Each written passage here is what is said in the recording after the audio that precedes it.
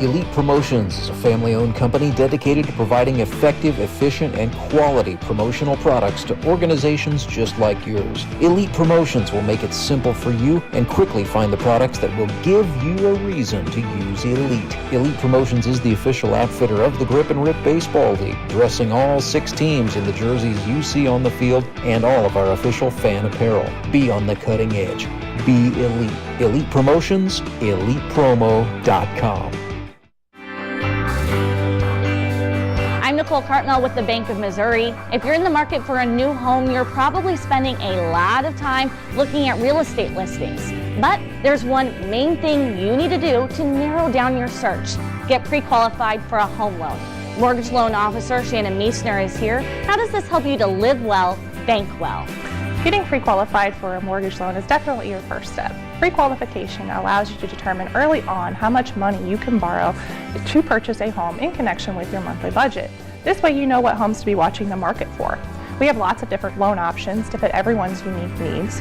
This way we can help you accomplish your homeownership dreams and goals. And the best part about pre-qualification is there's no cost. It's quick, easy, and it makes you a smart buyer. Thanks, Shannon. And of course, our mortgage loan officers like you are here to help you every step of the way. At the Bank of Missouri, we help you live well, bank well. The Bank of Missouri is an equal housing lender.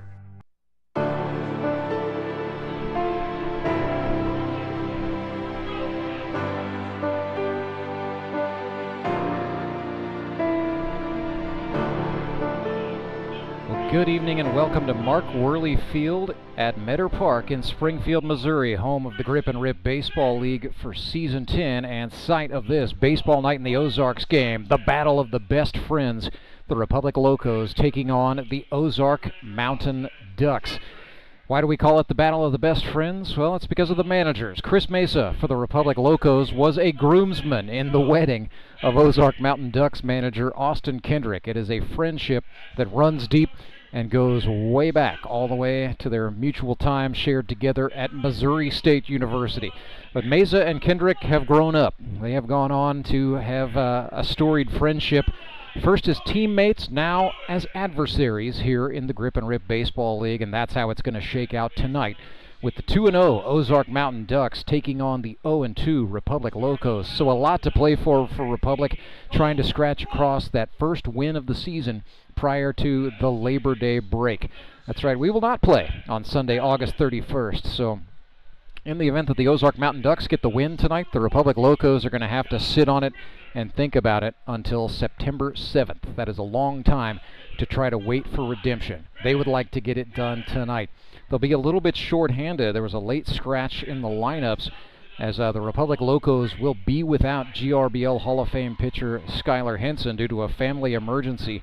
So Ryan Cram, who was slated to start in center field, will now get the start on the pitcher's mound. He's no stranger to pitching. We'll bring you those numbers here in a little bit. But he's going against Cole Roark for the Ozark Mountain Ducks. It's a team coming into this 2 wins against 0 defeats, having won 6-2 over Springfield in the season opener and then defeating the Branson Showmen 10-9 a week ago. It's all coming at you. Baseball night in the Ozarks.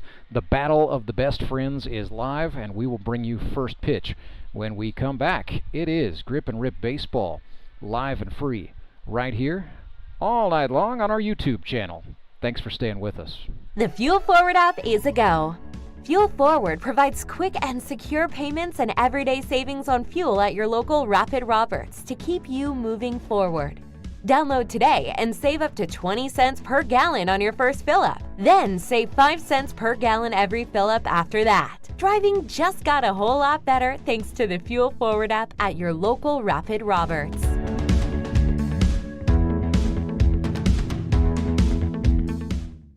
Take a breath. Here's your Be Well moment with Burl Behavioral Health. You're invited to pause and feel connected. Let's practice by taking a deep breath in and an exhale out and start to notice the space around you. What can you see that is a reminder of your connection with others? Maybe it's a drawing created by a child, a music playlist put together with a friend, a beloved pet basking in the sun. If we look closely, there's evidence of our connection to others all around us. For more wellness, visit BeWellCommunity.org. Elite Promotions is a family-owned company dedicated to providing effective, efficient, and quality promotional products to organizations just like yours. Elite Promotions will make it simple for you and quickly find the products that will give you a reason to use Elite. Elite Promotions is the official outfitter of the Grip and Rip Baseball League, dressing all 6 teams in the jerseys you see on the field and all of our official fan apparel. Be on the cutting edge. Be elite. Elite Promotions, elitepromo.com. Take a breath. Here's your Be Well moment.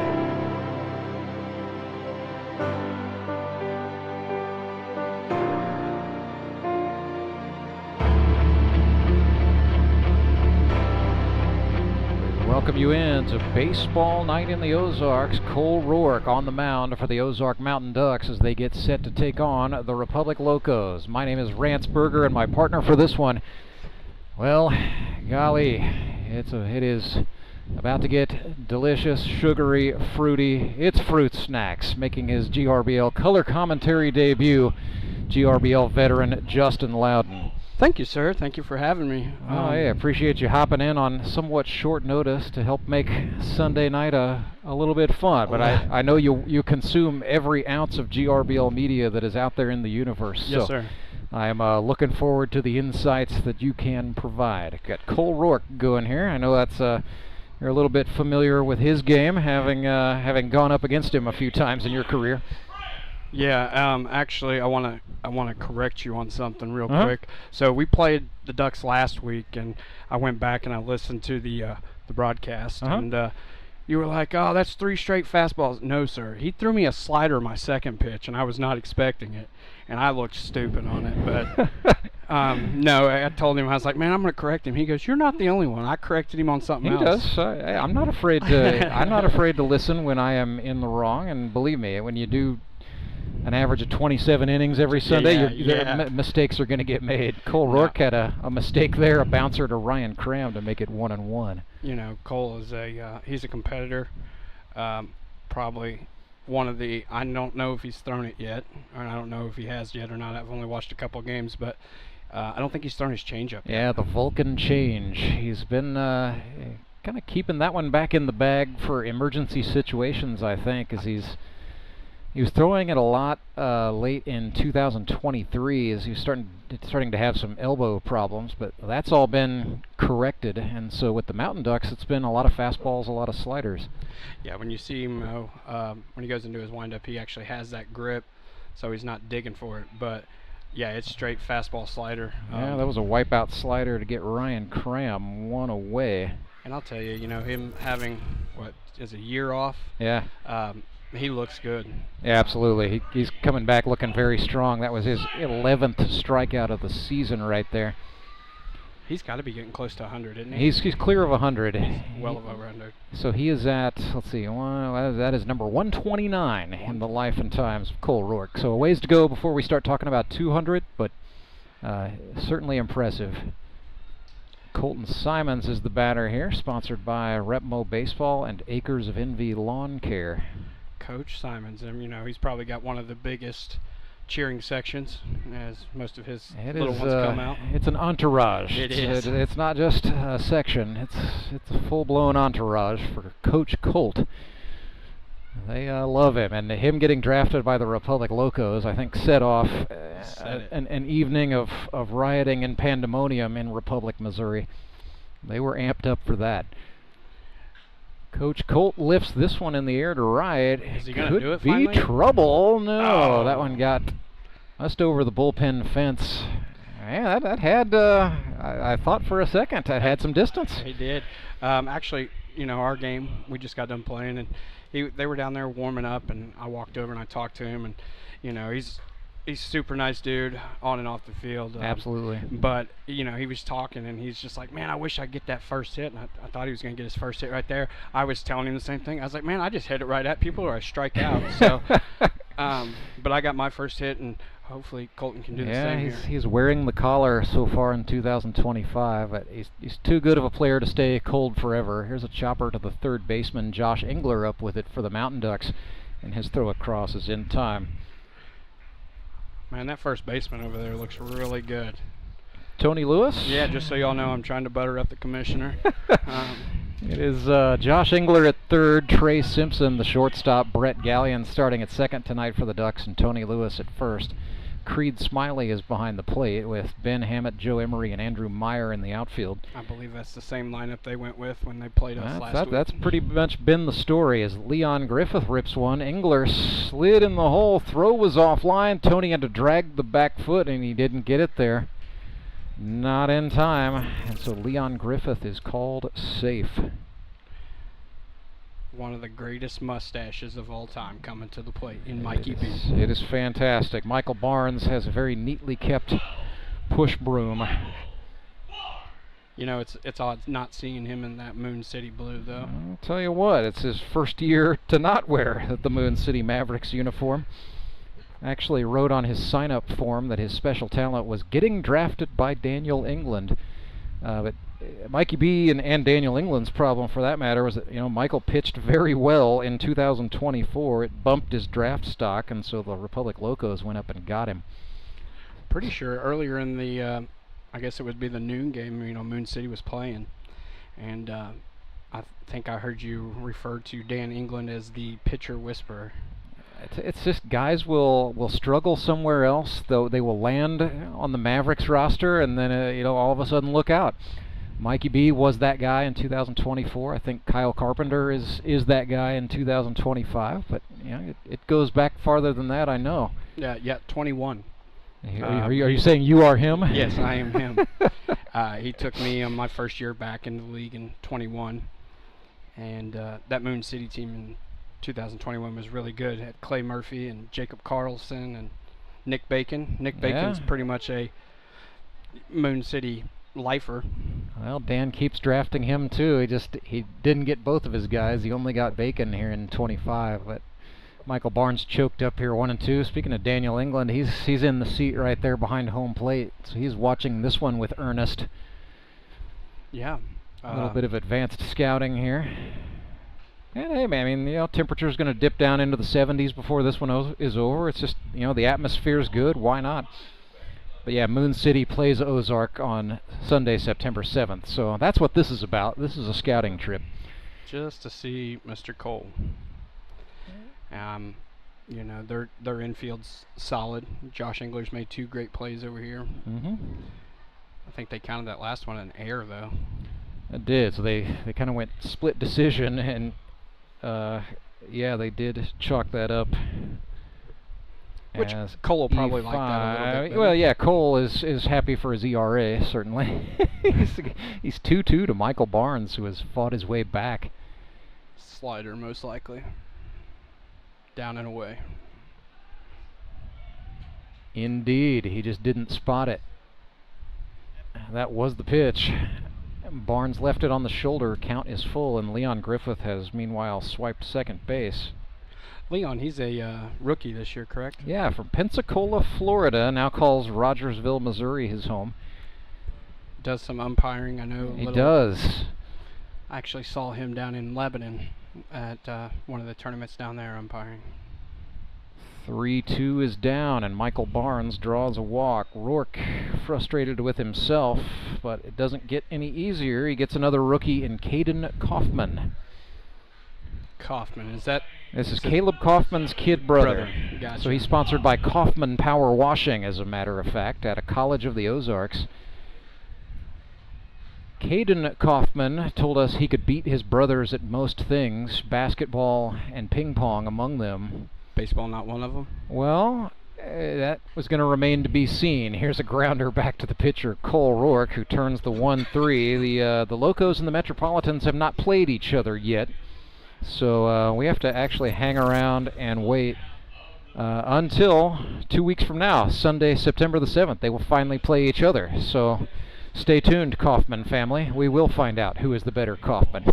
0-0 is the score after the top of the first. We are back with more Grip and Rip baseball right after this.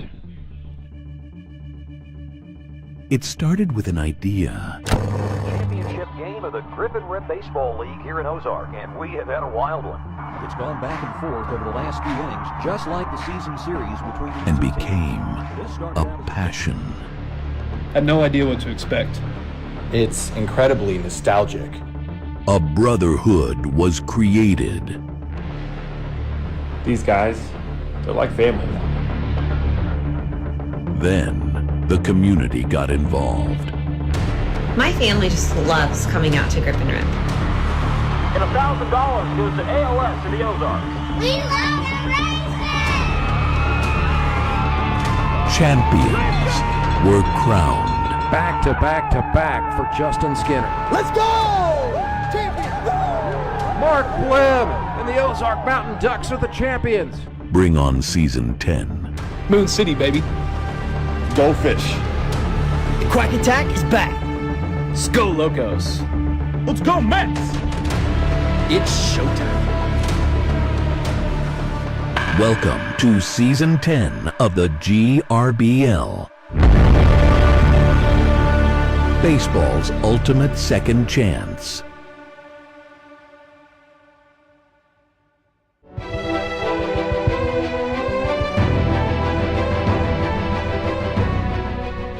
Burger and fruit snacks, not quite as standard as a burger and fries, but that's what we have here in the GRBL with you tonight. It's baseball night in the Ozarks. Ryan Cram takes the hill for the Republic Locos. A little bit of a spot start here. A family emergency for Skylar Hinson changed the Republic lineup at the last minute, so it'll be Ryan Cram. So far in 2025, 2 innings, no runs, 1 hit, 2 walks, 2 strikeouts. In 2024, Ryan Cram had a 9.0 ERA across 13 innings. Gave up 20 hits, struck out 9, walked 9, and plunked a guy. So the strikeout to walk ratio usually stays about even for Ryan Cram. Trick for him in this one, Justin, is just going to be to work efficiently and not allow the Mountain Ducks to string anything together. First batter, Joe Emery, looks at a slider for a strike. Yeah, Joe Emery's a veteran. He's a great 2-ball hitter. He's not an easy out by no means. So they started off with Joe and then the younger brother Simpson. Yeah, Trey Simpson is in the on-deck circle. Then it'll be Andrew Meyer here in the bottom of the first. As the Mountain Ducks center fielder watched that one go by high. He is now in a 2-1, or check that, 2-1. 2-1. Sorry, I was trying to umpire had a lazy pinky finger there. Hence my confusion. That is strike 2, so now we're 2-2, back even. You know, that swing right there, that's not going to have Coach Clay over there in third base box get very happy swinging above your eyes as he is. That was back at belt high, and Joe Emery ripped that one just beyond the diving third baseman Leon Griffith for a single. Coach Clay over there, he dresses up the part, doesn't he? Got the stopwatch hanging off, and he's got it going. Wonder what he's doing with that stopwatch. I gotta know. There's no telling. I don't know if he's got a belt on. He is relishing this opportunity. You know, he kind of knew his playing days were going to be behind him, but he said, "Hey, I'll come do color commentary." And then Austin Kendrick said, "Hey, why don't you come help me run the Ducks?" So things are working well for Clay Odell to stay involved in baseball, and he is taking both assignments very seriously. And he does a great job. You know, he told me last week when we played him that the one thing he can't stand is watching bad baseball. Well, you get it sometimes, but yeah, we had a good one today. Made him work extra innings even.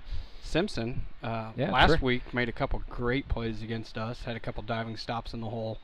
Yeah, he was really. So he was his first year in the league, he played second base, but he has really been letting it go as the Mountain Ducks shortstop, and he's been swinging a good bat too. He's 2 for 5, has drawn 5 walks, so plate approaches have been very good. On base percentage is very healthy. And now we've got time called. Real quick, the umpires for this one. 2 newcomers to the GRBL, Tracy McKesh and Grant Heimer. I don't know either one of these guys, so I will reserve judgment. Yeah, but, I was gonna say I don't know either one of them. Called strike 2 there. It's 3-2. Waynesville, right? Yeah, Simpson fam is from Waynesville. Trey is the youngest. Trent is the middle brother. But, Trent's on that stacked Nixa team. Trent had a good day today, certainly. Had a couple of hits and 3 RBIs. They won, was it 6-0? 7-0 was 7-0. the final there. Yeah, it was a pretty impressive win for the Suckers today against Moon City. And then we saw your Branson Showman get a 4-2 win over the Springfield Metropolitans. So it's been a couple of good games. 7-0 was really, it was one of those things where it was a little bit closer and a more tightly played game than the final score shows. But I think it was a good win for the Suckers nonetheless. They brought Tyler Adma in. They did. It was Inning, something a little different, and pitching management strategy is going to be a big part of this one. Yeah. So we'll pick that apart as the day goes on. Because I don't really know Nick's. I haven't got to watch Locos as much. I mean, I know they got Mikey B. So yeah, normally they have Skyler. Yeah, so we may see like a little bit of a more old-timey 3-3-3 approach here tonight. I mean, it's really all going to depend on, certainly I think if Ryan Cram can get it into cruise control, they let him go as long as he can. He's been a 5-inning guy in this league before. It just hasn't happened in some time. Normally he's their center fielder, correct? Yes. Gotcha. And he's worked a couple of innings in relief, and that's really been it for Cram. And I think that really sort of takes advantage of his versatility the best, because he's able to just do a little bit of everything that way instead of having to put so much stock into preparing to go out there and throw 5. Put one low to Andrew Meyer. Yeah, that was 2-2, I believe. Off speed. Yes, indeed. Starting to see the man behind the plate use the fingers a little more, which is good. We like that here. Oh, yeah, that hit Devin Phillips. Not sure if that was on the hand or on the chest protector. Yeah, no, he's favoring his right throwing hand. I think it got him off that thumb. Mm. Devin's another one that's got a cheering section, but well, all of those are his kids. All of those are his 7 children, yeah. Father of 7, yes, really, Devin Phillips. Heck, he might start his own baseball team. We've welcomed a couple of those into the league, as a matter of fact. So Devin and Zoe bring the 15-passenger van with them wherever they go. Andrew Meyer chased one upstairs and fouled it. That is out on Fremont Avenue. Screamed out of here in a hurry. Andrew Meyer, Mountain Ducks outfielder from Dixon, Missouri. He is sponsored by the Bank of Missouri. Dixon, Missouri. That's up past us. That's past Waynesville. That's Frisco League territory. Yes, sir. Say he's probably been to Iberia at some point in his life. That would be down 42 highway there. Yeah. Graham's got to be careful here, especially with, Tony Lewis on deck. Foul ball back. That's off our lid here in the press box. So we'll do another 3-2. And yeah, Ryan, he's challenging Meyer, but it's a great situation for the Ducks. 2 guys on, nobody out. They are making Cram labor when you know a pitching staff is shorthanded. Oh. You can do that, and he misses high. That's back-to-back walks for the Mountain Ducks, and it loads them up with nobody out for Tony Lewis. The Godfather. So the Founder is 3 for 7 with 5 RBIs. He has also struck out 3 times, so it's sort of the baseball equivalent of wreckers or checkers. He is either feasting or starving. But here we go. Tony Lewis with the bases loaded, a chance to give the Mountain Ducks an early advantage. Looked at one for a strike. Had a little bit of dip right at the end there. Yeah, it looks like a little backdoor slider there. Good pitch.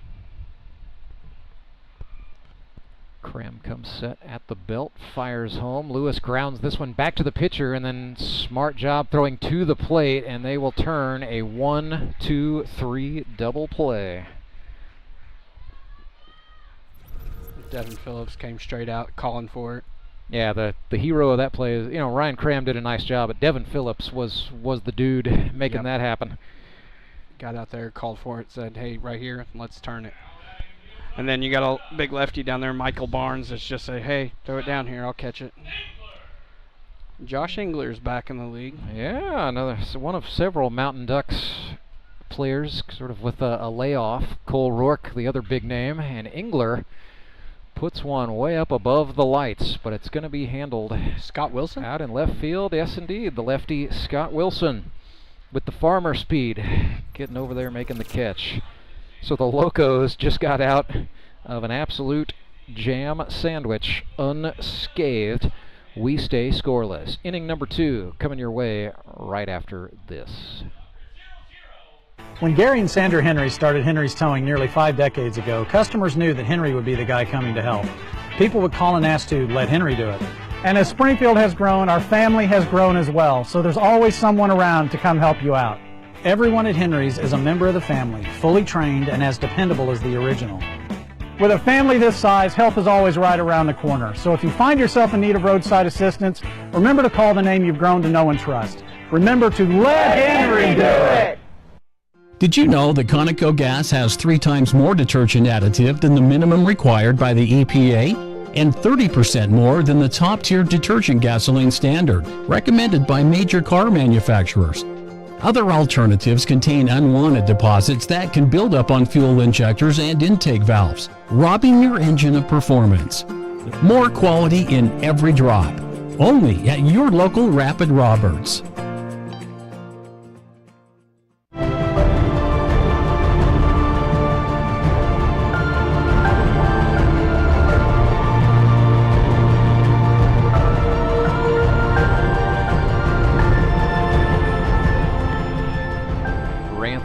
Justin Loudon with you live on Baseball Night in the Ozarks. 0-0 the score. Ozark Mountain Ducks and Republic Locos.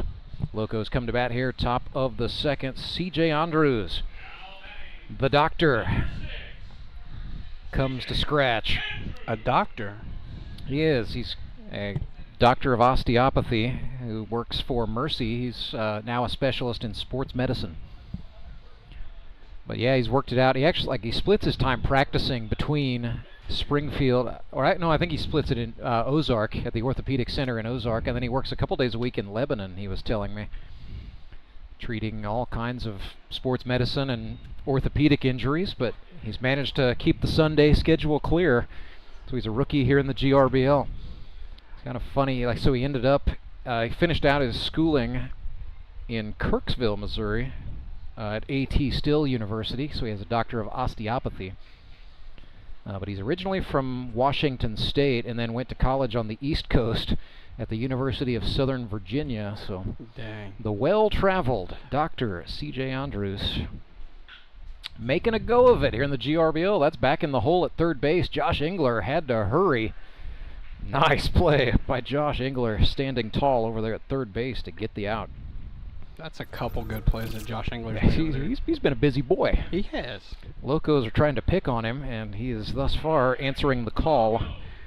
Another rookie right here, isn't it? Yeah, this is Ryder Young, 21 years old, youngest man in the GRBL out of Glendale High School.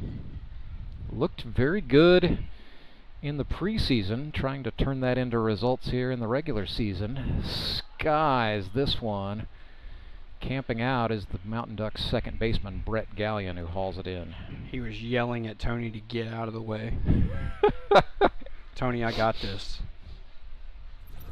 Well, Tony should know that. I mean, that's two Drury Panthers over there. I mean, Brett Gallion, pound for pound, I would rate him probably behind Matt Spangler as when you talk about best pound for pound defensive second baseman in the history of this league. Oh, Spanky.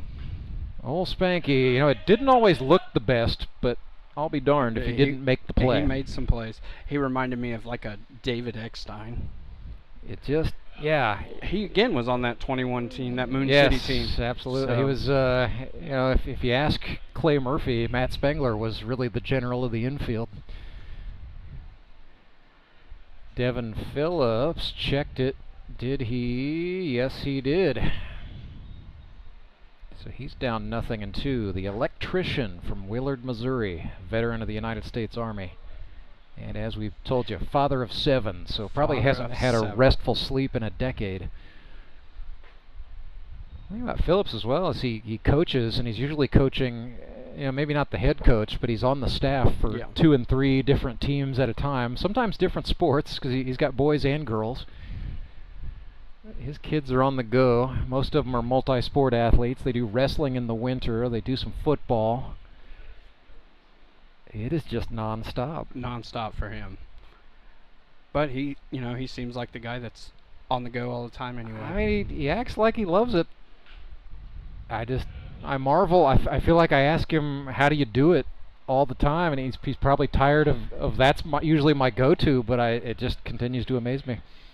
7 kids, man. I couldn't imagine. Oh, we're waiting for AK to get a ball into us. Yeah, we had a couple of foul balls, so some kids are getting rich off the Bank of Missouri right now, 50 cents at a time. We got a lot, and I've noticed this over the years, that we got a lot of coaches that play in this league. And it's not, we have high school coaches, of course. Cole Roark is one, but then you've got Smiley here. Yep. And it's guys who coach at the youth level, or some of them are lessons. Some of them do lessons and coaching, as you mentioned. Creed Smiley, he does a little bit of both. We got several on our team as well, with Trey Turner and Foxy. Just kind of, and Foxy also doubles as a football coach in the fall, so the boys stay busy. But tip of the cap, finding a way to stay involved in the youngsters' lives. And then you on Nix's team, you got Logan Rycraft and Skylar Carter and Spitz. Yep. Spitz is at Phillips thought he walked. The man in charge had a different idea. It's a looking strikeout instead. That is 3 up and 3 down for Ozark pitcher Cole Roark. We stay scoreless. Back with the bottom of the second right after this. At Central Bank, we've brought the home loan process closer to home. All of our lending decisions are made locally, right here in your community, so you get quick answers and loans that are tailored to meet your needs. So whether you're just starting your home buying journey or well on your way, Central Bank can help turn possibilities into realities. Apply online at centralbank.net or at any of our convenient locations. Central Bank. We do banking better. Member FDIC, Equal Housing Lender. Life is full of things to worry about.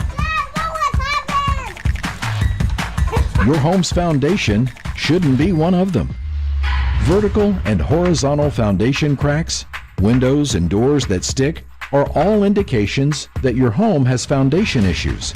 At Foundation Recovery Systems, we offer permanent solutions that help put your worries to rest. Call us today for a free inspection.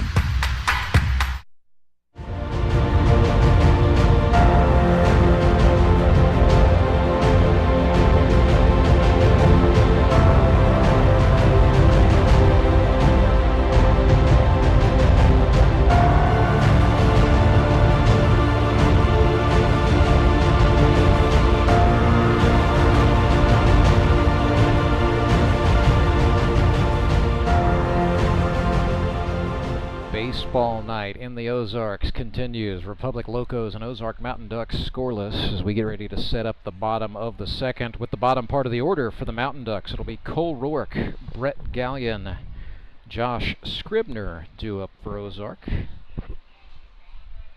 So I got a question. Oh boy. I know that it was talked about after the game and a couple times last week. Did we ever get a clarification on why they called our game against the Ducks the way they did? So, yeah, sort of. Because, I came out of the dugout, and I'll be the first to admit it. I did say to our guys when they called it the way they did, I will tell you right now that benefits us. Yeah. They kind of looked at me like I was crazy.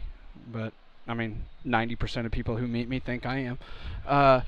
But no, I told them, I was like, because now the next time we play them, when we play them, we have to beat them by more than 2 for runs allowed and all that stuff. So 2 hours 35 minutes is the magic time we watch. You're not supposed to start a new inning after 2:35, and then the next cutoff time is 2:45 after you have started the inning.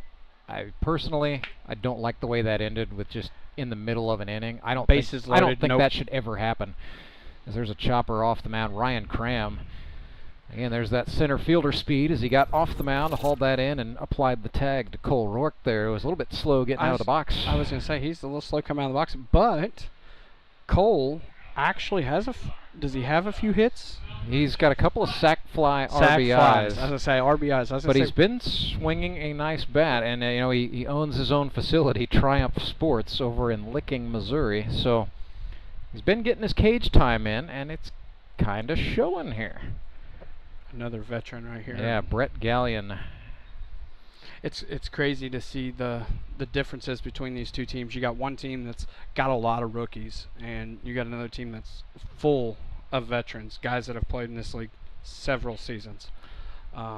With Brett Gallion and Josh Engler's played several years, and Cole. Heck, Cole managed, 3 years? Yes, he was the skip for the Branson Showmen. Took off in 2024 completely, and then got a little bit of a text message thread going in the off season where he hinted that it was going to be possible, and then the sign up came through. We got pretty pumped up. But yeah, Brett Gallion was another guy who had a gap year in there. He did not play for some time. He actually had a 4-year layoff before he came back in 2024. He chops this one at the shortstop. That is Caden Kaufman up with it for the Locos to get the out. But yeah, Gallion had a good comeback year. He had 9 hits in 8 games for the Mountain Ducks a season ago. I believe I'm trying to remember. I want to say it was season 3. Brett and I played with Elite Promotions. Yes, indeed. Yeah, 2018 Team Elite. You have a good memory, my man. That's exactly how it happened. Spitz was the manager. And then Gallion was a shocker that following year, and you would have been with Scott Nasby's CY Sports Cyclones, yeah. But he had brother-in-law, maybe? Gambino? Yeah, David Gambino. Yeah, he was with Team Elite in 18. Yep. Yeah, he was one of those one-year wonders. Yes, sir. Big first baseman. Man, he could hit.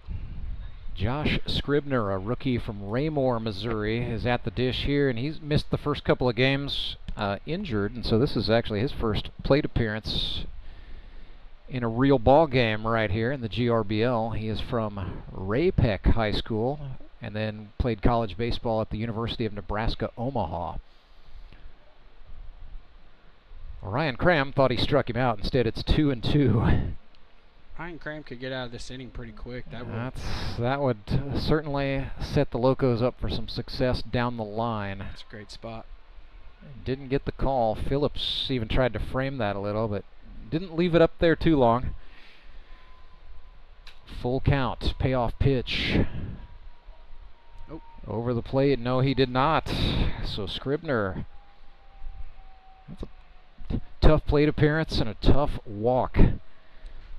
Benny Ham. Indeed, Ben Hammett, owner and proprietor of the D-Bat franchise in Nixa, Missouri. Second oldest player in the GRBL this year at 47. Has won a couple of GRBL championships. Indeed, most recently a season ago, 2024. With us. With the Showman, yeah. And then year before that was with the Mets. He was with, let me see, yeah, he was a Met in 2023. He's had kind of stints all over in the town ball era. This is his first with the Mountain Ducks. Also had a couple of championships early on in his first 2 years, 18 and 19. He was with Justin Skinner's clubs, the Raptors, and then the Henry's Towing High Rollers. High Rollers. That was a team that started off 0-2 and then caught fire at the right time. You know, I was making a joke before we ended up hitting the walk-off grand slam that was heard around the world. You know, David Edwards, that was a shot. But I was making a joke over there. I said, you know what, guys, it's okay. Whatever happens here happens. I will tell you that something did happen, and that's we clinched a playoff spot. So, you know, it doesn't matter how your first couple of weeks go or even the first half of the season goes. But everybody makes the playoffs, and that's when it really starts to matter. Certainly in the last 2 seasons, I don't have to tell you this, but I'll tell the folks at home, the champion has not been a division winner. It's been a team that has had to come through the eliminators and go on a 3-game run in October. So the precedent is certainly there, and Justin Loudon's name on the trophy a couple times is living proof of that. Yeah, I mean, even with the 23-24 Mets, we did not have that first round bye. We had to come through the eliminators that 2 years as well. Creed Smiley, sponsored by Air Services. Now, if you corner the manager of that team, Brock Chaffin, as here's a chopper to the shortstop. Tough play for Kaufman, but a great one. Caden Kaufman gets it done. Yeah, Brock Chaffin said, "Oh yeah, we set it up that way because we wanted to play that extra game. I didn't want the bye week." I didn't want the bye week. I said, "Sure, yeah, I believe that, Brock." Well, I believe it is scoreless, 0-0. We will go to inning number 3 on the other side of this break. I'm Nicole Cartmel with the Bank of Missouri. If you're in the market for a new home, you're probably spending a lot of time looking at real estate listings. But there's one main thing you need to do to narrow down your search. Get pre-qualified for a home loan. Mortgage loan officer Shannon Meissner is here. How does this help you to live well, bank well? Getting pre-qualified for a mortgage loan is definitely your first step. Pre-qualification allows you to determine early on how much money you can borrow to purchase a home in connection with your monthly budget. This way you know what homes to be watching the market for. We have lots of different loan options to fit everyone's unique needs. This way we can help you accomplish your homeownership dreams and goals. And the best part about pre-qualification is there's no cost. It's quick, easy, and it makes you a smart buyer. Thanks, Shannon. And of course, our mortgage loan officers like you are here to help you every step of the way. At the Bank of Missouri, we help you live well, bank well. The Bank of Missouri is an equal housing lender.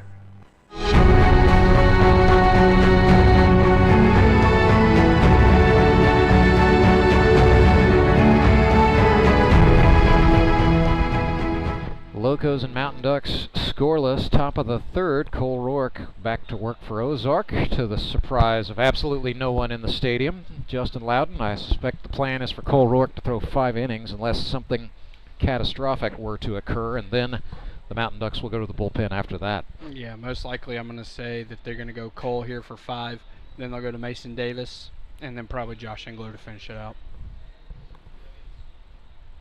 That's been the formula so far, with a little bit of Brian Sanchez sprinkled into the blend somewhere, but Mason Davis really relishes that middle relief role. Is looking to get some run with Ozark here in 2025. Scott Wilson is the number 9 hitter in a 10-man order for the Locos tonight. Looks at a called strike one, native of Neosho, Missouri. You know, Chris has him down here in the 9 spot, but I'm going to tell you, he is a hard out to get sometimes. He will foul off about 90% of the pitches that he sees, and he is just one of those guys that he'll make contact. He does not strike out a whole lot. So Wilson ahead here, 2-1. Now he's played most of the school or the town ball era with Republic, if I'm not mistaken. Yes, he had a year with Moon City, and he had, but yeah, this is 2 consecutive with the Locos for him. He was with the Mavericks in 23. He has been a sucker and a Mountain Duck. A little bit of a journeyman, but you know the thing about Scott, you know, he can pitch. He's pesky on the base paths, as you just saw there, drawing a walk against Cole Roark. He can play all 3 outfield positions, and I mean, if you told him, you know, I need you to go play first base or something, he would do that too. So his versatility keeps him valuable, keeps him draftable, and sometimes that's the name of the game. Like very calm dude. That too. He does have a sense of humor in there. You have to work to find it sometimes. Caden Kaufman in the 10 spot. He's a rookie from Springfield, Missouri, out of Hillcrest High School. But yeah, Scott Wilson does have a sense of humor. I have seen it myself. I will vouch for it. Caden Morrow, great story. Played for Hillcrest, where Ryan Schafitzel was the head coach, but at the time the assistant was a young man named Chris Meza, who happens to be standing in that third base coach's box. And now he's the head coach at Greenwood? He's at Greenwood, yeah. So worked his way up, finally got the credential to teach, so he's teaching elementary and junior high Spanish. Caden Morrow, check that. There's 2 Cadens on the Locos. It trips me every time. Caden Morrow is a sewer construction foreman, and he's down on strikes there. 3 strikeouts in the ball game for Cole Roark. Back to the top of the lineup we go, and it's Ryan Cram. Struck out swinging his first time up. It's Ryan now 3 for 7 for the campaign. He's an HVAC installer, so we got a couple guys in the trades going for the Locos here. You got Scott Wilson, runs a very large beef cattle. We're talking like 500 head operation out in Miller. This is a very much, bring your lunch to work kind of part of the order here for Republic. Blue collar guys. Indeed. 0-1. Cram grounds this one to the shortstop. They're going to try to go for 2. Instead, they'll just get the lead runner for 1. Smart play by Trey Simpson, I think, there. Yeah. Now you got these 2 right here. Now, Smiley and Simons here both. They, I believe they coach together. Yeah, I think you're right. I think Smiley's an assistant, so the Repmo baseball fans in attendance may be a little bit conflicted. We'll just cheer for them when they come up to hit. Yeah, exactly. Just cheer for the good plays, right? That's the old neutral observer thing to do. Simons watched strike 1 sweep the zone. He's also sponsored by Acres of Envy Landscaping. Simons, originally from Las Vegas, played MSBL baseball out there. When the family came to Springfield, Missouri, found the GRBL on the internet and just showed up to an open workout without knowing a soul. But that didn't last for very long. Colton Simons is an outgoing guy. You can tell he works in outside sales by trade, and yeah, we learned that straight away. Yeah, so a little story. Him and I, we got to go around. Tony asked us if we'd go around and hang up some posters. Yeah. Around the Rapid street Roberts. Team, yeah. Yeah, the street team. And I'm telling you, he is super friendly. He's not afraid to strike up a conversation with a stranger, and he's a good dude. Sales is not for everyone, but yeah, you spend a little time with Colton Simons, and it's like, yeah, you know what? I'd probably buy something.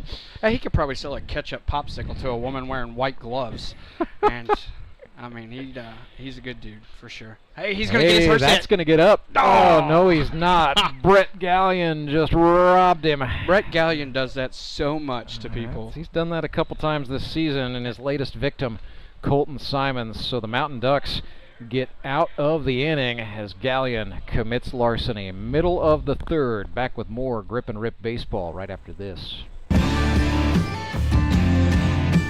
Your local Hotsy dealer is an expert with hands-on cleaning knowledge to help you select the ideal pressure washer for your job.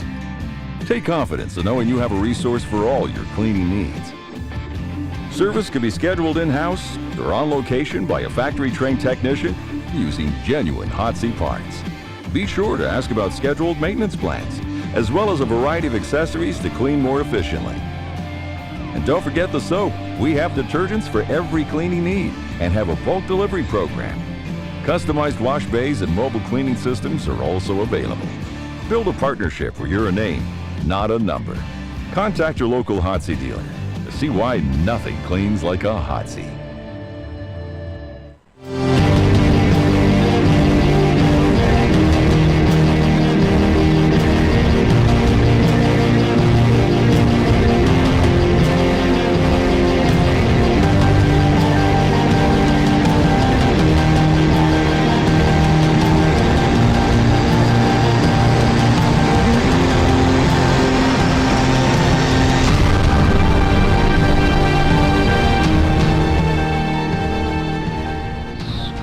In the middle of the 3rd on baseball night in the Ozarks. Ryan Cram back to the mound for the Republic Locos. Not quite managerial decision time yet for Chris Mesa's club.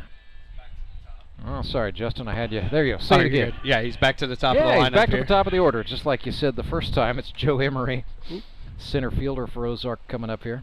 It'll be Emery, Trey Simpson, and Andrew Meyer this inning. Joe. Golly, even when he misses, he looks stylish doing it, doesn't he? He does. He's got a great beard. That's been new. I remember when Joe Emery was a clean-shaven, clean-cut looking fella back in his rookie year in 2019. He's a big burly man now. He's growing the hair out, had to go up a hat size and everything. Put a plaid shirt on him. You see him in the mountains somewhere. Well, Joe is a physical therapist by trade, and I think maybe the look is part of that, right? Yeah. Would you go to your PT appointment and tell a guy who looks like Joe Emery that you didn't do the workouts at home like he asked you to do? No, I'd be too scared, honestly. Exactly. He's going to get the most out of his clients. I'm pretty sure him and one of our rookies, Houston Freeman worked together. Yeah, we had the Mercy Sports Medicine Bowl was last week. Oh, that's awesome. In which the Mountain Ducks got the last laugh at the end. This is in the air. It will stay on the infield.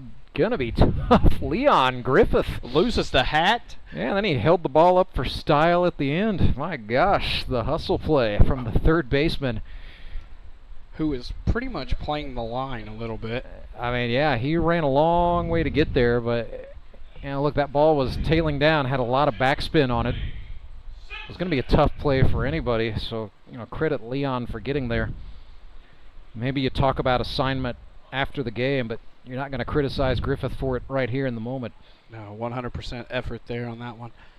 So here's Trey Simpson, who drew a walk his first time up, native of Waynesville, Missouri. Fast set of hands on Trey. 9 hits as a rookie for the Locos in 2023. Didn't play in 24, but has 2 hits for the Mountain Ducks in his first 2 games. Coming off the gap year. So you got Cole Roark, Josh Engler, Trey Simpson, all on this Ozark roster, all coming off of 2024 seasons in which they did not play. There's a hit. There you go, 3 hits in 3 games. That will get it done. Trey Simpson continuing to make, I dare say the comeback has been better than the original, at least in terms of the pace he is showing. And his first season was a good one. He's on for Andrew Meyer. Second year man, Andrew Meyer, sponsored by the Bank of Missouri. He was a Loco in 24, where he got 8 hits. 2 for 6 with the Mountain Ducks. What a great bounce pass from Ryan Graham to Mikey B there. Looked a little bit like banana ball. I don't know if the trick play was what they had in mind or if Ryan just held on to that a little bit too long. Throwing a changeup over there. It might have been one of those where he started the throw over and then realized, oh man, I have to complete the throw here. And then before you know it, he's bounce passing. He was grip locking. 1-0 for Andrew Meyer from Missouri Western. Big swing. It was. So Andrew Meyer played in 126 college games across 4 years. He was a busy boy. Went to SBU and then finished out with 2 years at Missouri Western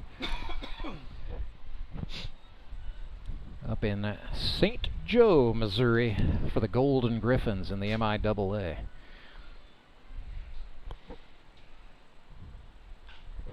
Good college hitter, good GRBL hitter as he drops that one the opposite way into left field. And brisky move from Trey Simpson going for third, and he's dead to the rights. Scott Wilson showed off the don't run on my arm, and Leon Griffith did well to put the tag down and finish the play. Coach Odell over there. He has a thing about making outs at third base where he doesn't think too highly of it. He may need to go back to the drawing board on that one. I know that he's a very, aggressive. Well, you like aggression, right? I do. But in that case, I think he just wanted to feel like he was testing Scott Wilson's arm. But Scotty got to the ball and made too good of a throw. Ryan Graham is going to receive a fine, I'm sure, from Mr. Tony Lewis. Just kidding. You saying hitting the commissioner is a bad idea? Yeah, believe me, I know. I found out a couple times. No, I'm just kidding. Tony seems to have that magnet on him. He does. He's got magnets in the pants, I think, and he's wearing the high socks, so it's a different pair of pants, but same old magnets. So Ryan Graham plunked him. Is that I think he's gotten hit every game He's so far. Been, let's go to the tape here. That's only Tony's second of this season, so close. He's on pace. We'll say that. I think he was he got plunked a couple times last season. His let's see, back in 2021, his year with the Suckers, he got hit 4 times in 7 games because he missed some starts with injury, and he still got his legs cleaned out a few times. Josh Engler has fallen behind 1 and 2. Ryan Cram with 2 outs, 2 runners on. His inning's already gone a little bit longer than he would want, and now he's just trying to get out of it against Josh Engler. Working inside. Pitch. Yeah, that was a beauty. Ryan Cram gets a well-timed strikeout. Josh and Engler was frozen there, but you know he's done that to a few people as well. So we stay scoreless. We will head to inning number 4. It's right after this on Baseball Night in the Ozarks. When Gary and Sandra Henry started Henry's Towing nearly 5 decades ago, customers knew that Henry would be the guy coming to help. People would call and ask to let Henry do it. And as Springfield has grown, our family has grown as well, so there's always someone around to come help you out. Everyone at Henry's is a member of the family, fully trained and as dependable as the original. With a family this size, help is always right around the corner. So if you find yourself in need of roadside assistance, remember to call the name you've grown to know and trust. Remember to let Henry do it! Mr. Callahan, let's play Word Connect. I don't want to. I'll start. I'm not gonna. Air. Services. Professional. Trustworthy. Quality. Satisfaction. Everyday. Overnight. 24/7. Repair. Replace. Air. Water. Heating. Cooling. VIP. Membership. Okay, that's good. Okay, that's bad. Stop. Go. Jimmy! Mr. Callahan! Fired. Hired. That was fun. Again? Call Air Services today.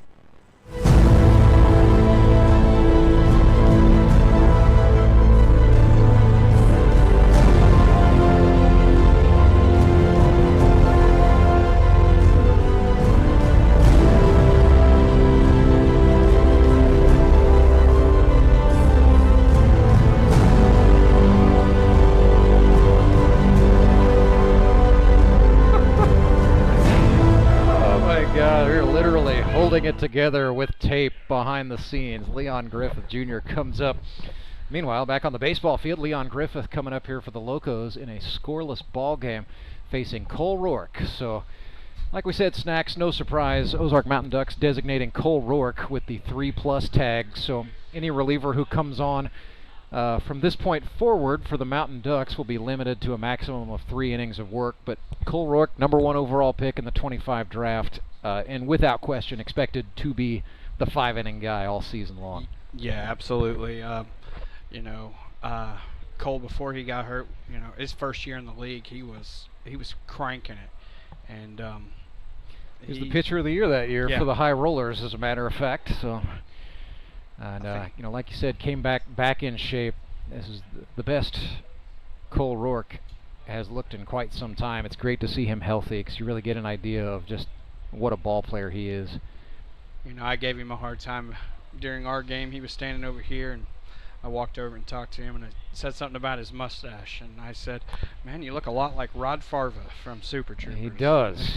he just looks noticeably older. Of course, I remember Cole Roark. I was working at the Lake Sun in Camden, Missouri when Cole was in high school. So playing at Rolla. I remember him and Toby Yorks playing high school football and baseball at Rolla for the Bulldogs, and Cole's very good. He was the Ozark Conference Pitcher of the Year in 2012, I believe that was.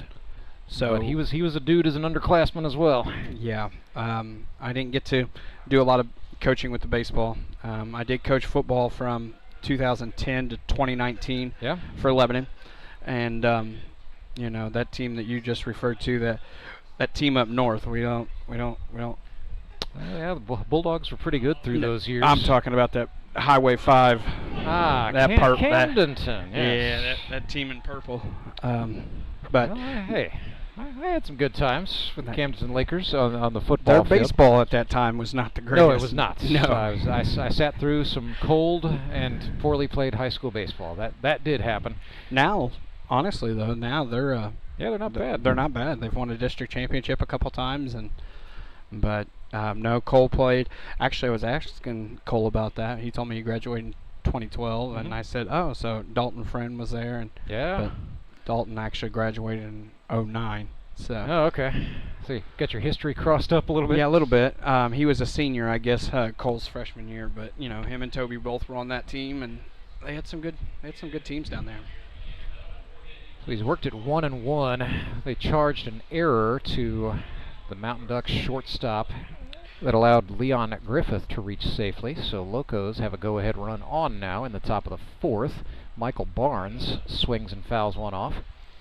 See, he does it backwards. He throws left-handed, but he bats right-handed. Always. He's not a switch hitter. And then you get people like Brock Chaffin, who throws right-handed, bats left-handed. And yeah, we have a lot of guys who do that, who do live their lives as right-handed men, but for when they go to the batter's box. But Mikey B is the opposite. Yeah. I'm going to say Cole buries a slider here down in the ground. Down and away, looks like Smiley's going. Well, that was down all right, but Barnes didn't swing at it. It's 2-2. Michael Barnes 1 for 4 so far on the season. He had 7 hits with the Mavericks last year. Best offensive season was 2023, where Michael Barnes was 10 for 24 with a triple and 4 batted in. So for a guy who was almost exclusively a pitcher as a college player, he's become a two-way guy in the GRBL, and it's with hits like that one. A single into center field, a well-struck ball. Last inning, Brett Gallion makes that play. This time he just out of his reach. Barnes had that scouted and put it just a little too high and a little too far. But he kept it away from Joe Emery, the center fielder. Where are we at in their lineup? That was a nice piece. So this is the 5-hitter. This is Caden Kaufman. I want to make sure I get the right Kaufman and the right Caden. That's a lot to keep straight. Caden Kaufman, sponsored by Kaufman Power Washing, out of College of the Ozarks. Good opportunity here. First and absolutely. Second, nobody out. Caden had 53 hits in his college career with the Bobcats. Drops a bunt. Roark off the mound. His play is at first, and he makes it. But a nice job by Kaufman. I was going to say, small ball there. Yeah, well, he limited the Mountain Ducks, rather, to have to make the play at first base. Which, honestly, I was going to say, that's why I asked where we were at in the lineup, because, nobody out. Move them over if you have to bunt. Although, we make a joke in this league, there's no bunting in this league. Yeah, well, but that's because bunting sucks. Bunting sucks. People are here for the long ball. Yeah, well, and did you really sit around all week thinking about Sunday game day to come out and lay one down? Probably not. But, you got hats off to Caden Kaufman there doing the right baseball thing, if you will. Got a great opportunity here. Yeah, C.J. Andrews, the batter. He is the extra hitter, but we expect him to come on and play some middle infield before this one is done. Rookie from Southern Virginia University. The doctor. Base hit. Hammers that one. Come on, Mikey. Into center field. Griffith will score. Barnes gets the whoa sign. And the Mountain Ducks will hold him up and limit it to 1. But it's an RBI base hit for Dr. C.J. Andrews. And it is 1-0 Locos.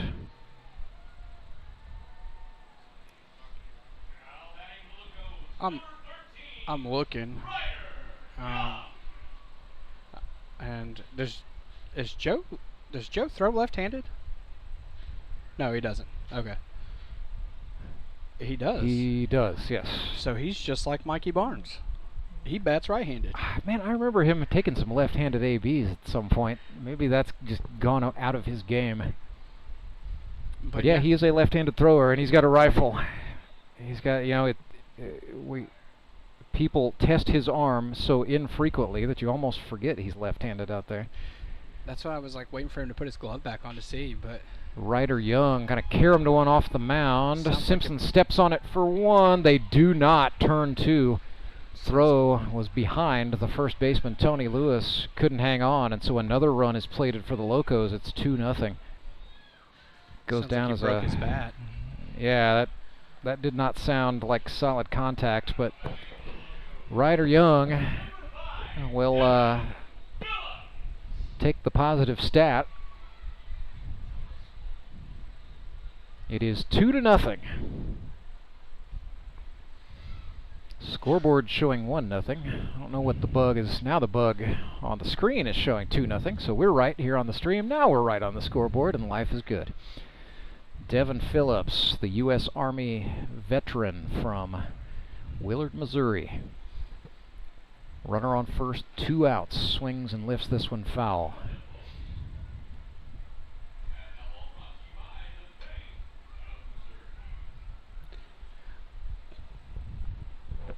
Cole's going to have to dig deep here and battle back. Yeah.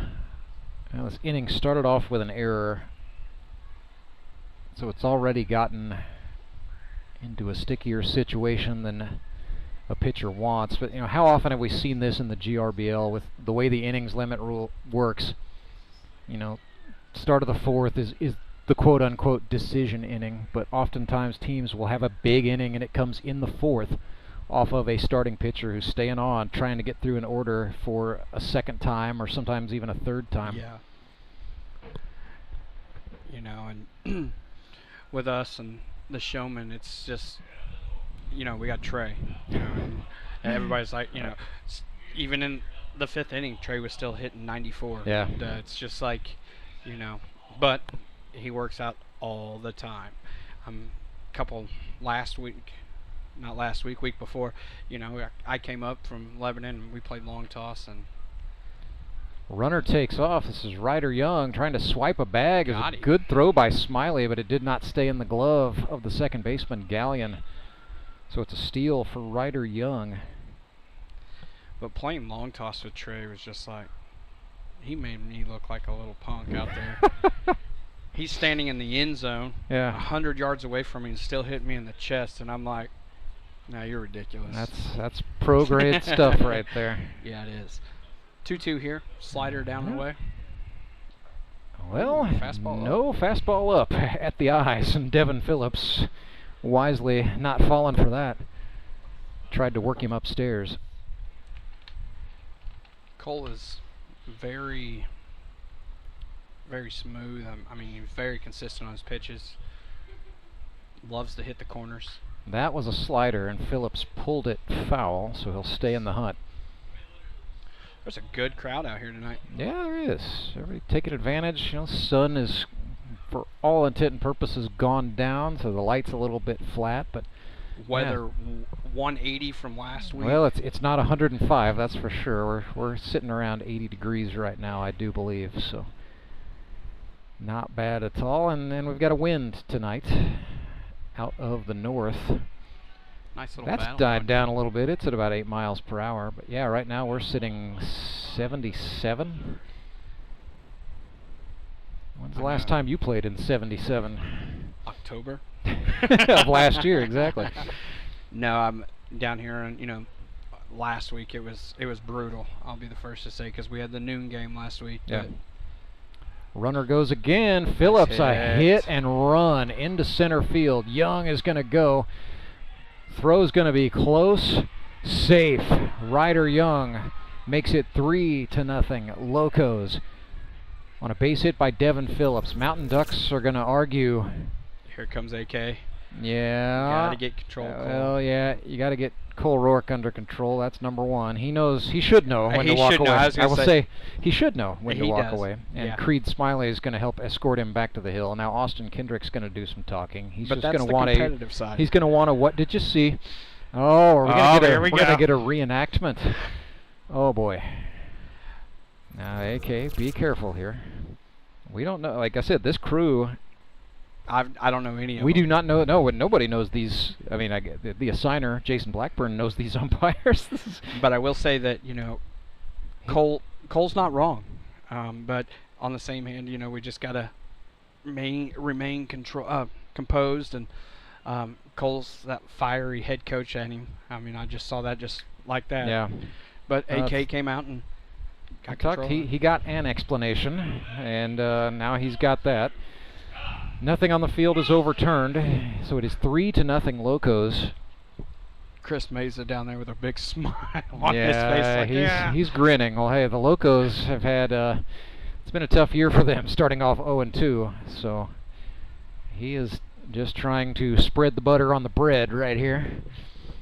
He may have something to say to Austin later, but I saw him. He just walked toward the Ozark dugout. I think he's trying to eavesdrop, but his mouth is not moving, and that's probably a good thing. His mouth's not moving, but his ears are open. Yeah, there he goes. now here he goes. Now they're going to talk. And keep in mind, these guys' best friends. Meza was a groomsman in Austin's wedding. They have a friendship that dates back to their college days at Missouri State. And now AK is still, he's nodding his head. Hey, AK is a little animated right now. It may be 77 degrees, but it's 105 in that dugout right now. AK is one of the gentle giants. I know, so he is a competitor. Very much so. Don't confuse it.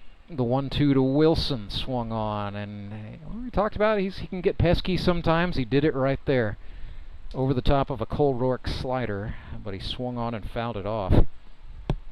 We'll circle that play right there in our book and come back to that. Yep, that's getting the old star by it right now. Good call. So yeah, Devin Phillips on a hit and run scores Ryder Young, making it 3-0. Wilson grounds to the shortstop. Trey Simpson is going to take the easy force at second base, and they will get out of the inning. See if on a Meza says fielder's something to choice. Nope. Nobody said anything. You love to see it. Back with more of Baseball Night in the Ozarks on the other side.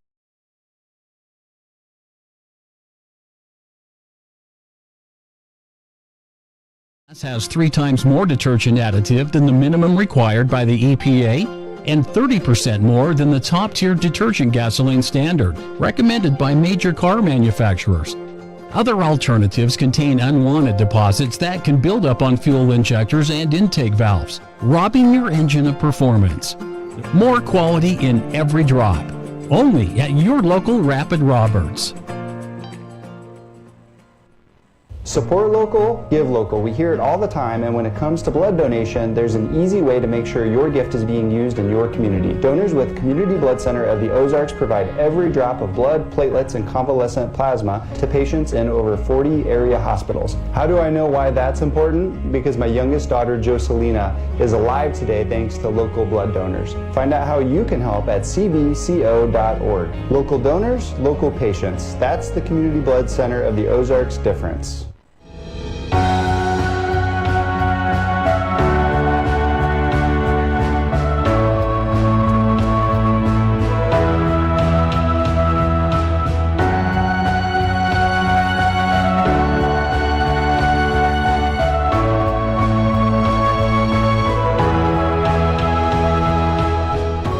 Burger and Fruit Snacks, Ranceburger alongside Justin Loudon. 3-0 is the score. Republic Locos lead the Ozark Mountain Ducks. Bottom of the 4th, Ryan Cram's first pitch to Cole Roark is a slider for a strike. And yeah, we thought, how deep in the outing is Ryan Cram going to go? Turns out he's going to go 3+ for the Locos, who now have a 3-run cushion for him to work with. Cole's, is down 0-2 right here. That first pitch, slider, caught the corner, but hopefully. Breaking ball. Got him looking. And Roark just nods his head. Took off the helmet and nodded the head. There was certainly some nonverbal communication occurring right there, and we'll just leave it at that. The batter is Brett Gallion. Gallion grounded out to the shortstop his first time up. He's looking defensively here. Oh, and that's a hit batsman. So that just caught Gallion, I believe, on the front shoulder. A couple of defensive substitutions for the Locos. They have got Jordan Henson on in right field, and C.J. Andrews has come on to play second base, replacing Ryder Young. Other than that, it is how they started the game. Leon Griffith at third, Caden Kaufman is the shortstop, Michael Barnes at first base, and Devin Phillips behind the plate with Ryan Cram on that pitcher's mound. A bunt, and then Scribner bunted it up into his own arm there. A little unlucky. Home plate umpire's right on top of it. Yeah. Makes a great call. It happened in just a split second, but Josh Scribner, the rookie from the University of Nebraska, Omaha, trying to play a little small ball there. These umpires out here, they don't get a lot of credit for what they do, but they're spending time away from their families to come out here and do the best job that they can. Yeah. we've had some typically good ones. We've definitely gotten some good ones, and this has been, I thought, the crew from the night game last week was brand new to the GRBL. I thought they did well. This is a new crew. Tracy McKesh and Grant Heimer. Brian Lozano does a great job. Well, yeah, Lozano and Browning have kind of become the go-to 1-2. But we'll get some other guys thrown into the blend before it's over. I don't know if you remember Lester. Oh, look, how do you not remember Lester Radcliffe? Come on. And he moved to the Kansas City Metro, so... Former Parkview. Yeah, he's an old Viking from way back. But yeah, we had a lot of Lester Ratcliffe through the years. Get the occasional Ricky Hammers sighting. Oh, Ricky Hammers. The legend Ricky Hammers, right? Drop the hammer down. Yeah, sometimes he lived into that name. But we might get a Ricky Hammers game before the season's done. Snacks, don't never say never. Never say never. But no, I've definitely caught this happened last year after it was pretty early on in the season. But I mean, we were done with the broadcast. Had signed off for the night as Josh Scribner draws the walk. And usually I'm one of the last guys. Yeah, Scribner's new. Gotcha. But yeah, we were leaving. We're usually one of the last guys to leave. We walked out into the parking lot, and there's 3 umpires standing there. Like, one guy's in a batting stance, one guy is where the catcher would be. They're reconstructing a play out there, talking it over, trying to get better, trying to be better next time out. And that incident right there really illustrated to me the commitment that these guys have. And it just shows, like, yeah, it's a Sunday men's league. But they're taking it serious. It's a payoff for them or whatever. But yeah, they want to do well in this league, and that's great for everybody. They want to work on their craft, and Jason Blackburn's. He does a great job with the group that he works with. Yep, the Mid-America Umpires Union. And they sometimes they do clinics. Mm-hmm. And I know that there was times a few seasons ago where they'd be doing a clinic, but they would run different crews. And we may have different umpires, different innings. Chopper to third. Leon Griffith stepped on the bag for 1. Uh-oh. Oh, did they call him? They called him out.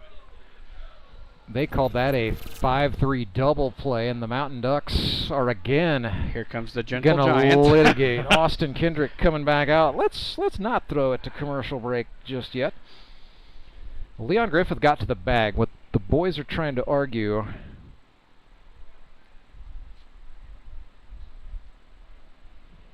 He got him at third. Throw, no doubt got him at third. What they're trying to argue is the play at first. Instead of being a bang-bang, I believe that they could ask the home plate umpire for help on that one. And I think that's what AK's trying to ask you. Yeah, will you talk to the other guy? No? Engler. Oh, that was the stray baseball bat that Scribner wanted no part of.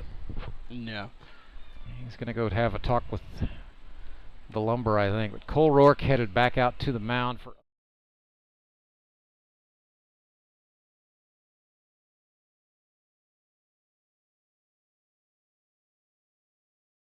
To pay bills or make a big purchase, sometimes you need cash quickly to take that next step.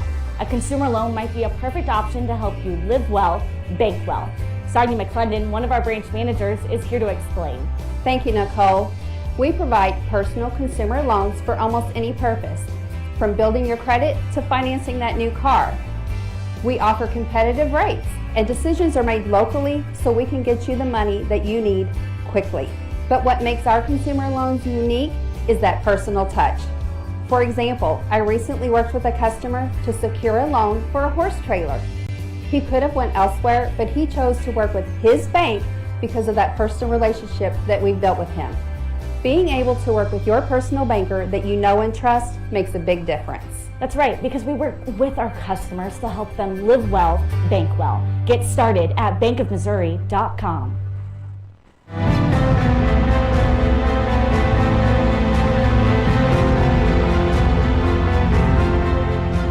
Well, at the end of the trial of the century, the Republic Locos lead the Ozark Mountain Ducks 3-0 with 4 innings in the books, but still plenty more to go here on baseball night in the Ozarks. This game an hour 16 minutes old at present. Cole Roark back to the hill for Ozark. Locos due up to send Caden Morrow, Ryan Cram, and Colton Simons. Earlier today, 7-0 the final score. Nixa Suckers knocked off the Moon City Mavericks.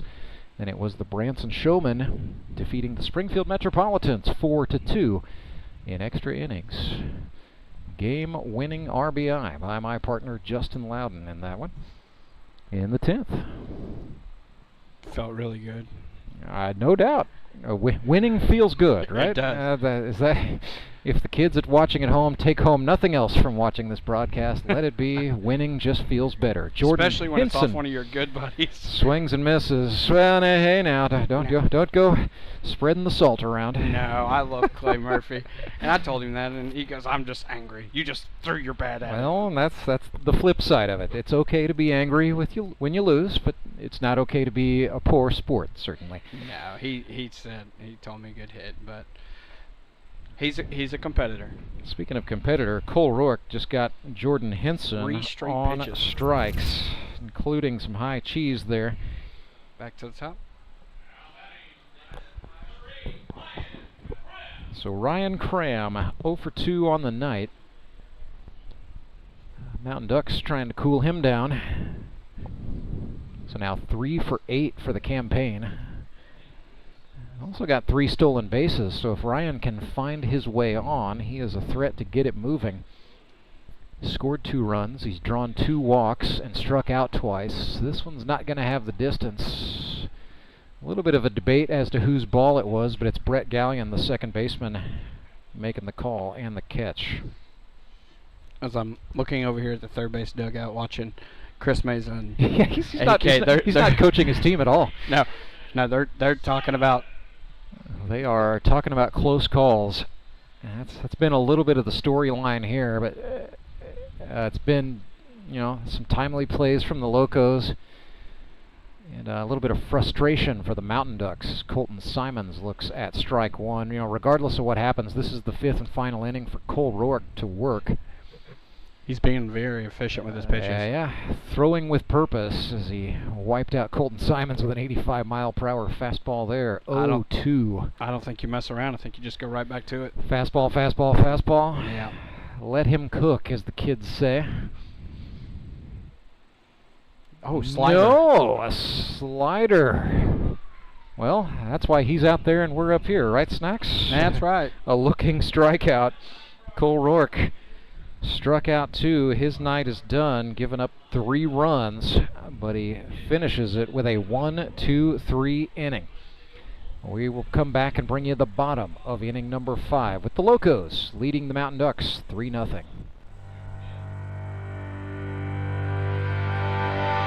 Remanufacturing isn't just a process, it's a legacy.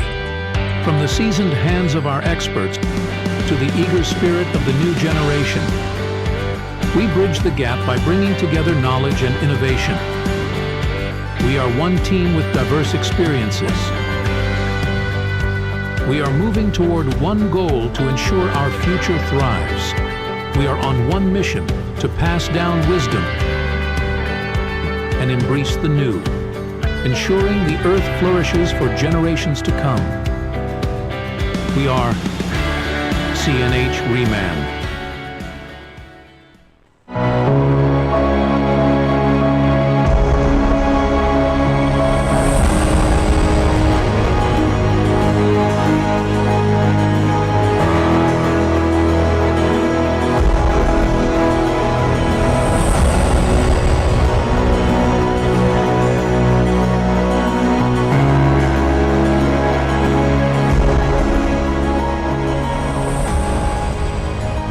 Kid in a Colton Simons jersey wins the race.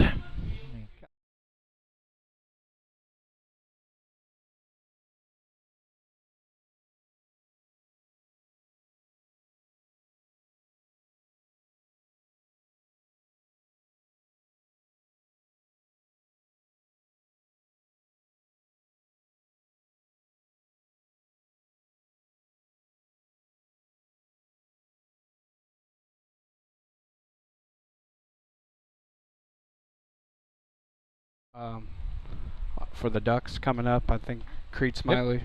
It'll be Smiley, Emery, and Simpson.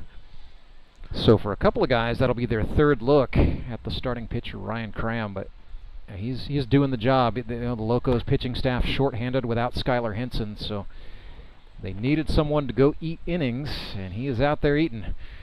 Just like we thought. Looks like Mason Davis is going to come on. So Cole Roark has gone the 5-inning max. They will have to make a pitching change, so it'll be Davis for the Mountain Ducks, top of the 6th. Old to be determined is going to come into the game for Republic. Batter is Creed Smiley. I believe this is Creed's boy down here in the Under Armour shirt. Yeah, it's Bentley. There's a hot shot that's going to get through the infield and look out. Oh, maybe not. Thought about two for a second and then wisely thought better, went back to first. You know, seeing these little kids and watching their dads up on the fence and stuff, it's, you know, that's what this league's about. You know, in our game week 1 when David Edwards hit the grand slam there and his boy came out onto the field and met him at home plate, I thought that was probably the coolest thing. It is very cool when you see, you know, some of the kids don't really follow enough to know what's going on, but you know, they know that's their dad. They at least know when the crowd is clapping for dad, and that's cool. So. But back to the top here. Yeah, Joe Emery looked at a called strike, and that will even the count 1-1. Joe Emery. Graham's been very, I mean, hitting the corners, looking good. Very composed. Outside corner. Yeah, 2-1. Or no, 1-2. 1-2, 2-1. Flashed the fingers up pretty quickly there. I just didn't get the read. My bad. So let's see. They got Mikey Barnes they could go to. They got Leon. They could come in, throw an inning or two. Yeah, still got Colton Simon. They got Scott Wilson, could be a change of pace, or Colton Simons as well. So they've got options. They have them. The cupboard is not bare. The question for the Locos is, you know, can they get somebody to come on and throw strikes? Because that's what killed them last time around.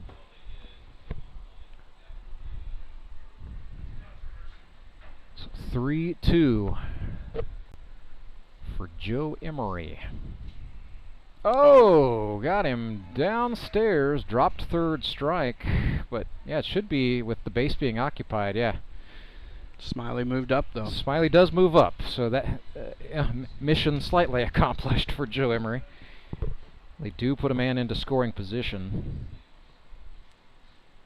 And then Smiley goes up on the drop, so runner in scoring position for Trey Simpson. And like we said, he's been very good. He's been on base safely twice tonight.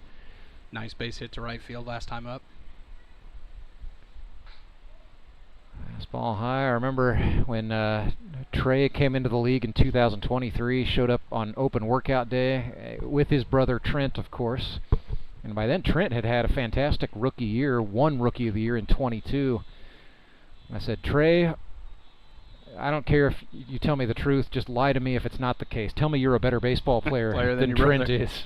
He said, okay. You know, and I don't know how many hits Trent's got yet this year. I know he had a good day today, but I tell you what, it's the Simpson hitting derby's been pretty good so far.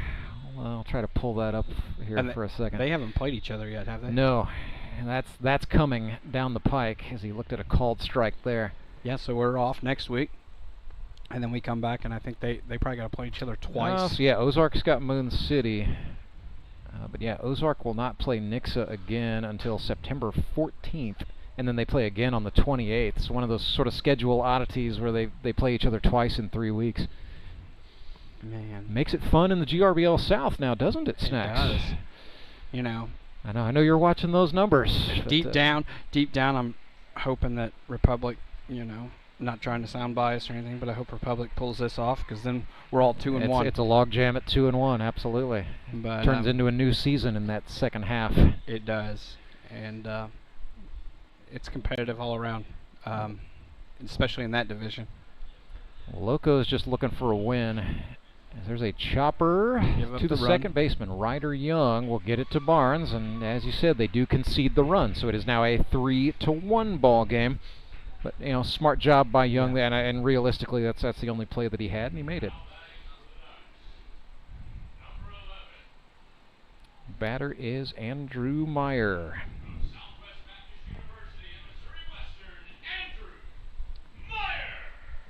150-plus hits in 4 years of college baseball for Andrew Meyer.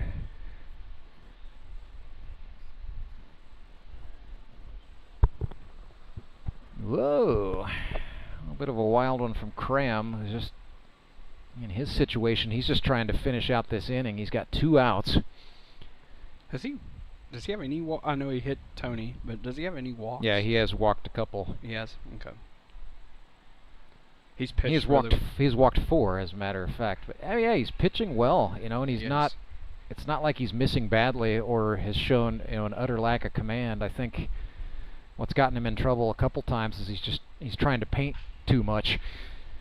Here's one to the second baseman. Ryder Young will make the play again, and big, tall Michael Barnes used the big right arm there to haul that in. So they get Ryan Cram out of the inning. And a big inning it was, as the Locos will hand off to a reliever with a 3-1 advantage. Back with more on Baseball Night in the Ozarks right after this. I'm Nicole Cartmel with the Bank of Missouri. The risk of losing your hard-earned money to scams is real, especially the scammers sending out fake communications. And that's why we're talking to our Director of Fraud Mitigation, Corey Gerstenschlager. He's got some good practices to help keep your money safe. Thank you, Nicole. Yes, often we're seeing that people are being contacted by scammers through text message, phone calls, or emails, posing as legitimate companies or even your bank, trying to persuade you into providing sensitive information like passwords and things of that nature, sometimes even asking you to send them money. If you receive any kind of communication like this and you didn't ask for it, that's a good red flag that it isn't legitimate. So when you have those situations, get an actual number that you trust for that company, call them and verify the accuracy of the information that you're receiving. Good rule of thumb is make sure to check your accounts frequently and report any suspicious activity. Thanks, Corey. At the Bank of Missouri, we help you live well, bank well.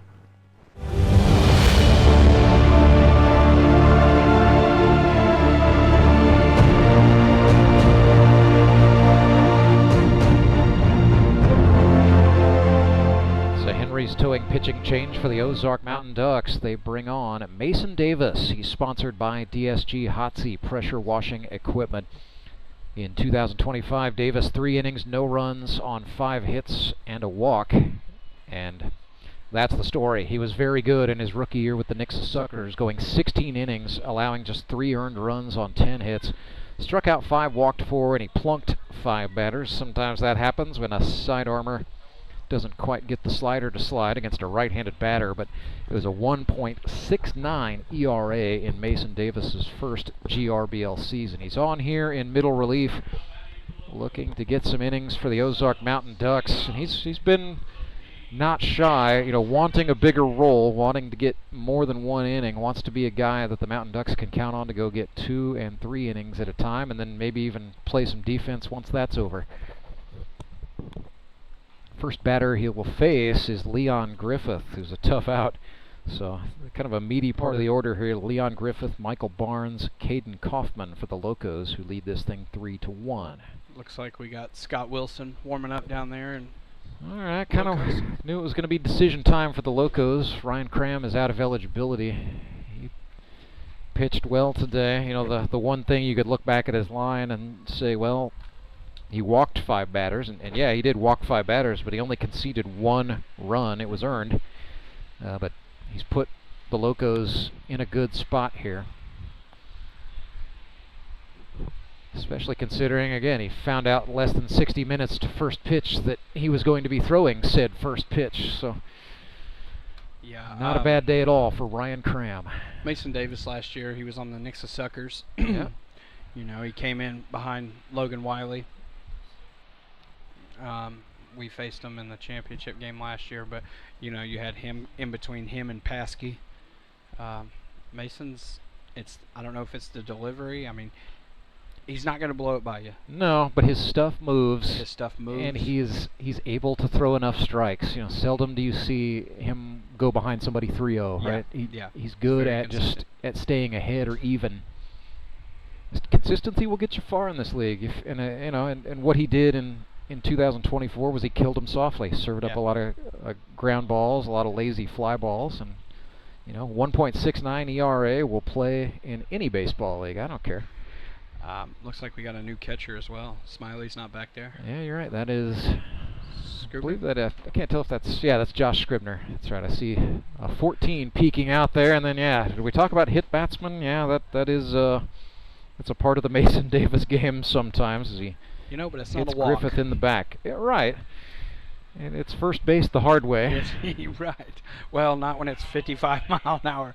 Well, okay, yeah, that's a little more palatable than 85. You're right. Exactly. But I will say, Mason Davis, he's a competitor.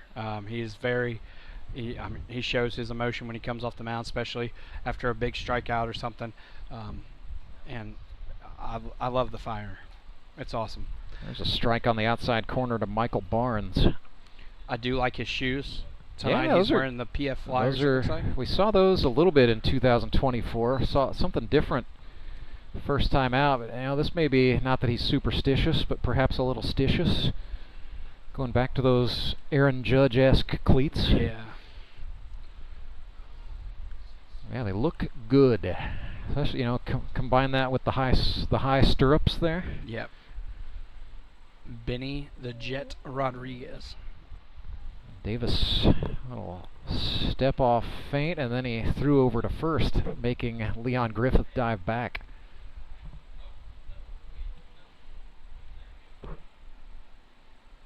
Ball and a strike to Michael Barnes. Runner goes. Barnes reached out, but the throw down to second, not in time. That was a pretty good throw from Josh Scribner.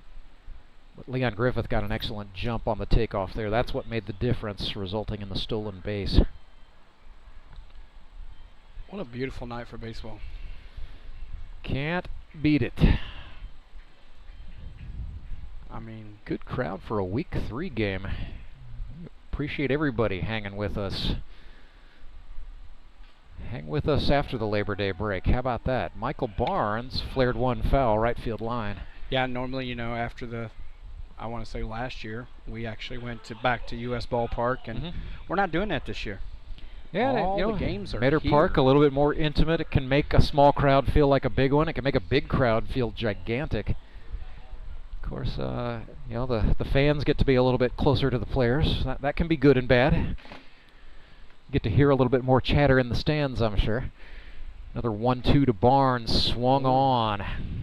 Nasty. He just smiles at you. 66 mile per hour filth there.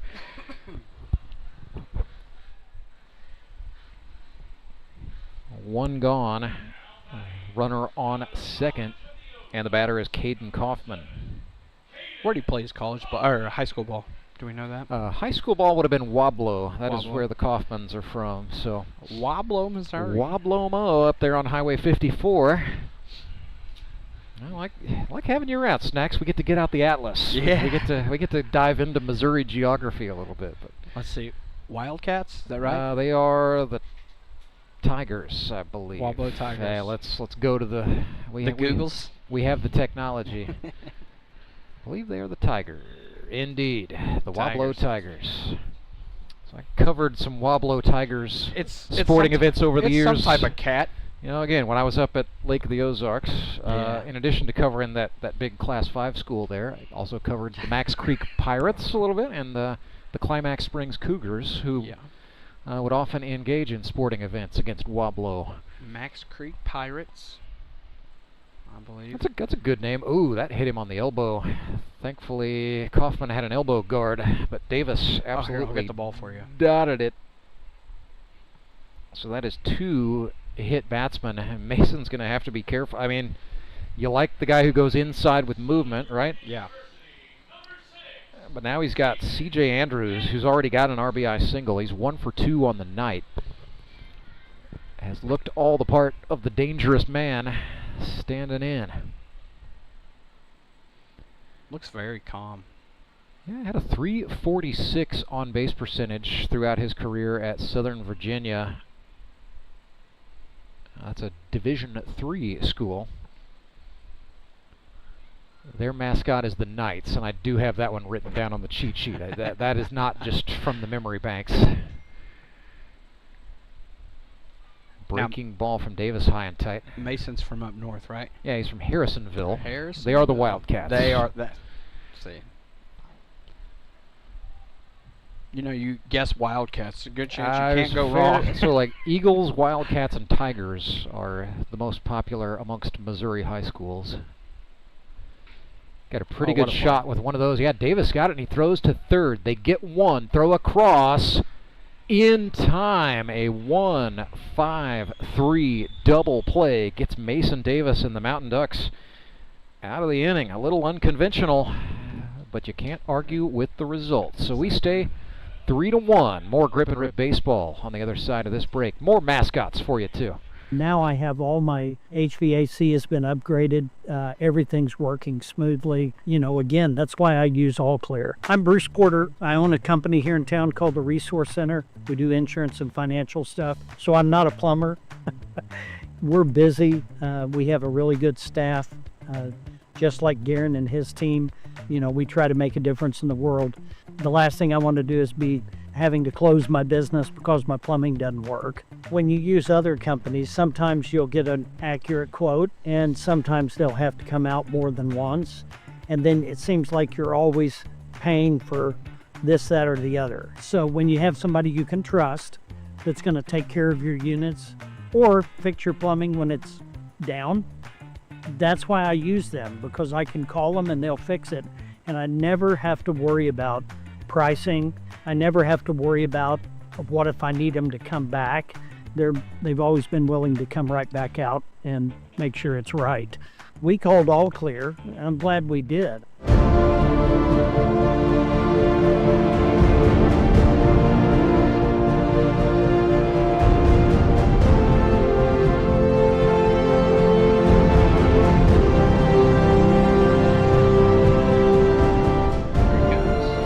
Towing pitching change for the Republic Locos. Scott Wilson goes to the mound as Ryan Cram pitched a gem across 5 innings, giving up 1 run. But now he must yield to Scott Wilson. An inning and a third pitched for Scotty so far in 2025. 4 earned runs on 2 hits with 5 walks. That was really the story of his last outing. He didn't get hit, but he walked a lot of batters. 23 pitches, 7 strikes. Just was not locating flat out. His first outing of the season was pretty good. 1 inning, no runs on 2 hits. Faced 5 batters and threw just 17 pitches to get through a scoreless inning. So Locos are hoping that that is the version of lefty Scott Wilson who shows up right here. Republic has put Ryan Cram back in center field. Colton Simons has gone to left field. It's still Jordan Henson in right. On the infield, left to right, it's Leon Griffith, Caden Kaufman, C.J. Andrews, and Michael Barnes. Still Devin Phillips behind the plate. And the commish. The Godfather coming up to some outcast here at the bottom of the 6th. Ducking out of the way. A bit high.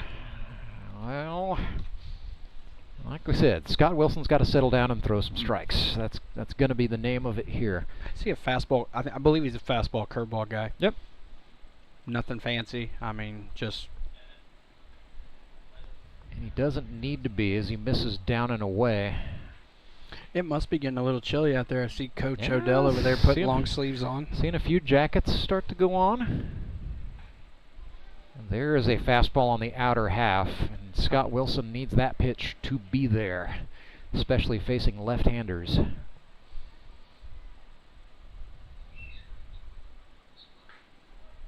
Make it 3-1. Fielders are straight away and deep for the Godfather. He's been known to hit one to the track.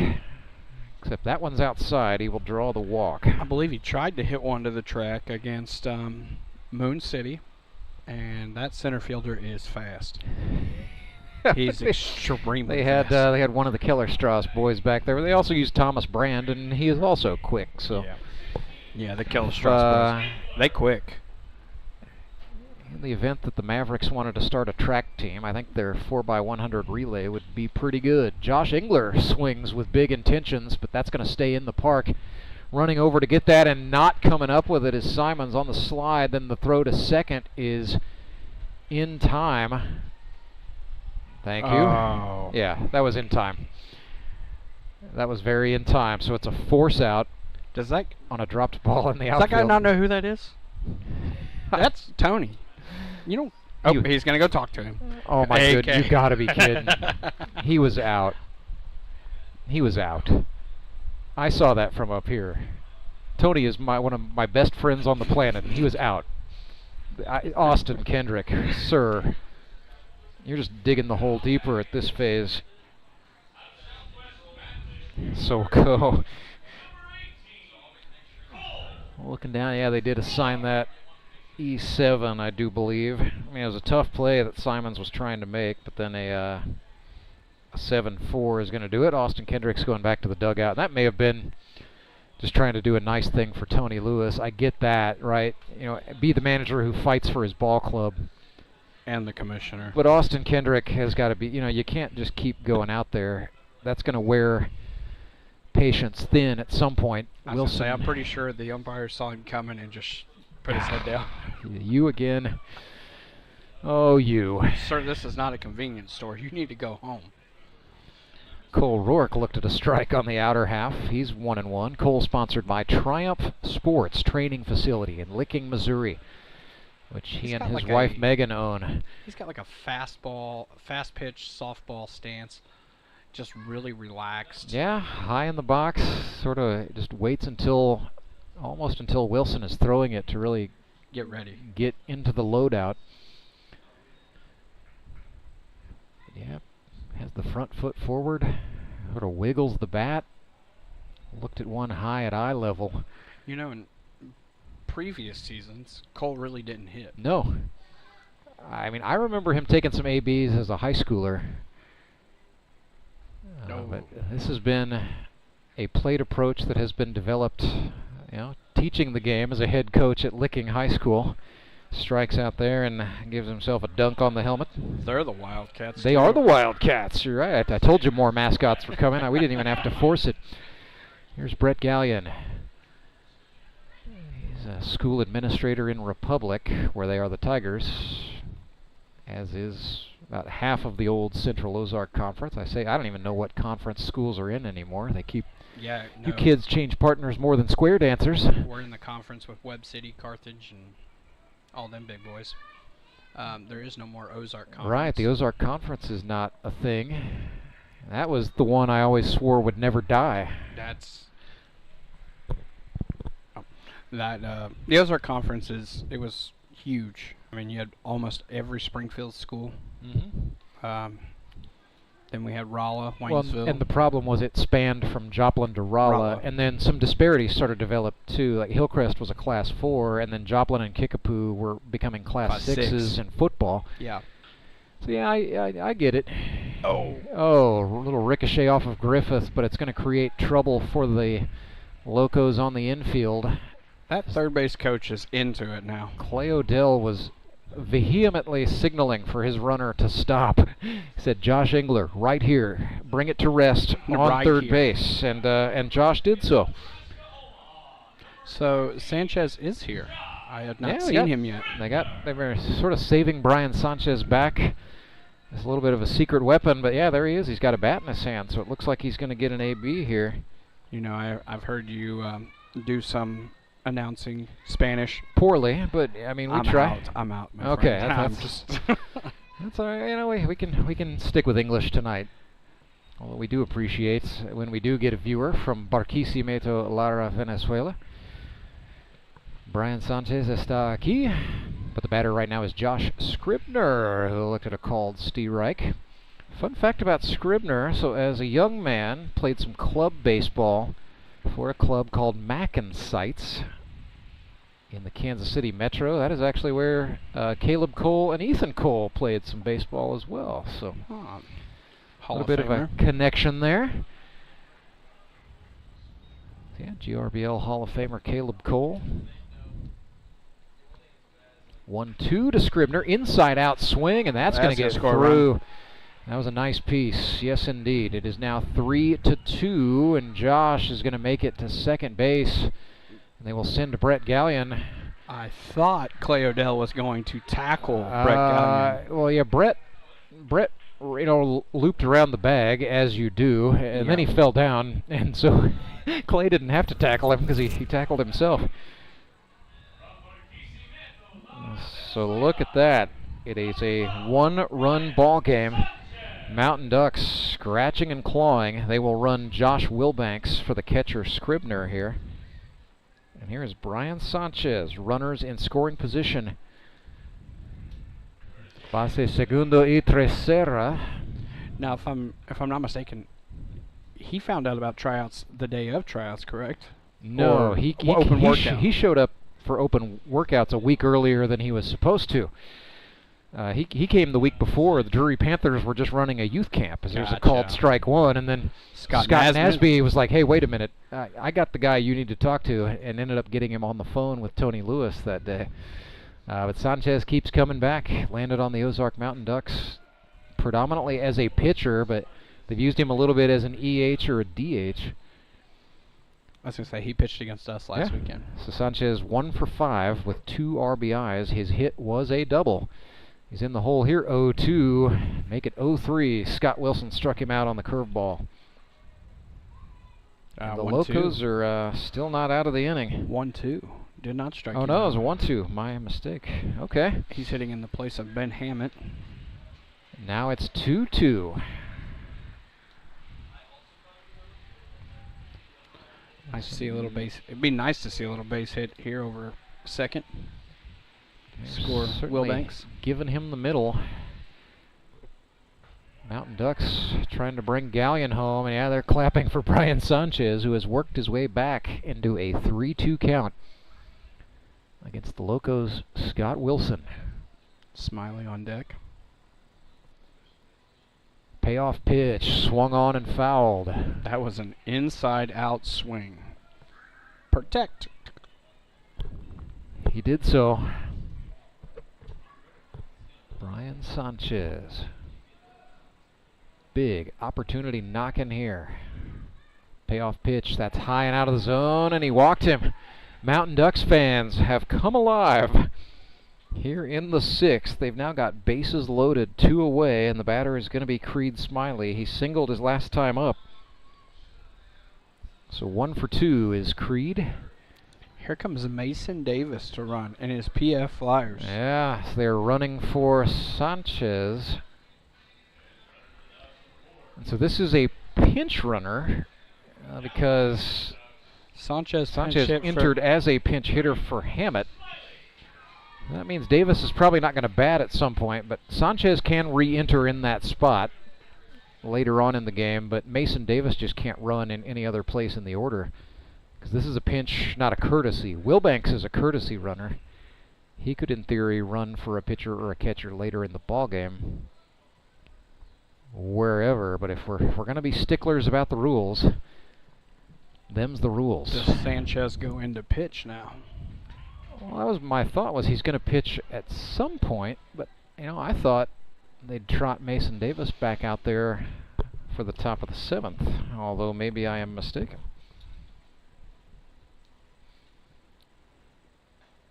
Creed Smiley has worked ahead 3-0, pressure mounting in a 1-run ball game. Mountain Ducks would certainly take a tie off the walk here if Creed can draw it. Taking all the way.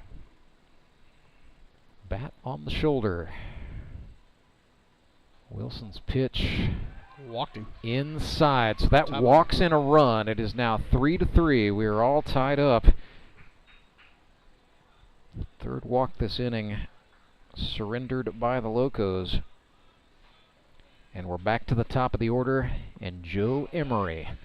I see some stirring going on over there in the Locos dugout. It looks like Michael B. is starting to get, he's on the side of the dugout there. Yeah, they're not warming anybody up just yet. And the thought is, with 2 outs, law of averages says somebody's going to make an out on this play.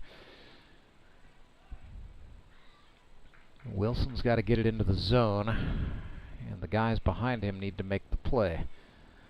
It's Joe Emery. 1 for 3 on the night, 3 for 11 now for this season 10. Looked at strike 2. So Wilson, after walking in the tying run, trying to bow his neck here and just get out of this thing. Rocks and fires the 0-2. Ran that one way inside. Emery got out of the way. So Joe. I'm going to say Scott comes with a curveball here, down. That would be the play. No, that is well hit in the air to left. Colton Simons got a beat on it. It was a loud out, but an out nonetheless. And so the Locos get out of the inning on the catch from Colton Simons, but not before the Mountain Ducks plate 2. RBI single from Josh Scrivener down the right field line, the high point of the inning. And we are tied 3-3, headed into the stretch inning. We'll bring it to you right after a quick timeout. The Fuel Forward app is a go. Fuel Forward provides quick and secure payments and everyday savings on fuel at your local Rapid Roberts to keep you moving forward. Download today and save up to 20 cents per gallon on your first fill-up. Then save 5 cents per gallon every fill-up after that. Driving just got a whole lot better thanks to the Fuel Forward app at your local Rapid Roberts.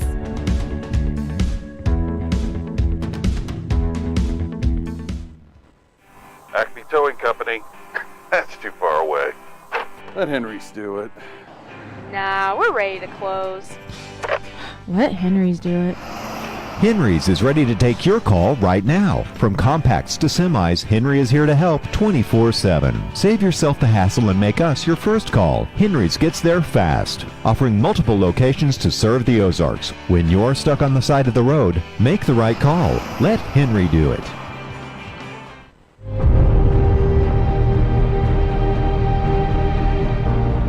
Towing pitching change for the Ozark Mountain Ducks, and it is the right-handed rookie from Barquisimeto, Lara, Venezuela, Brian Sanchez. Escuela Dima Acosta de Alvarez, Barquisimeto, showed up to GRBL tryouts without knowing a soul, but made some friends pretty quickly. Hey, when you can throw a slider in the low 80s, you'll earn some friends pretty quickly. Sanchez, thus far in his GRBL career, has 2 innings, 1 earned run on 5 hits and 4 strikeouts.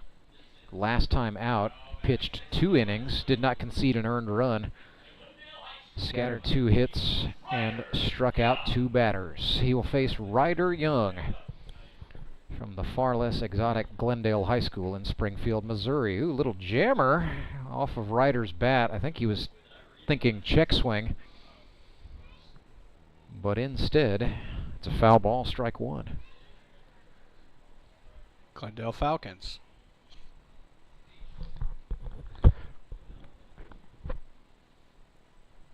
Nothing and 1. A lot of Glendale Falcons in the GRBL this year. They can play some baseball there. They had some good ones back in the day.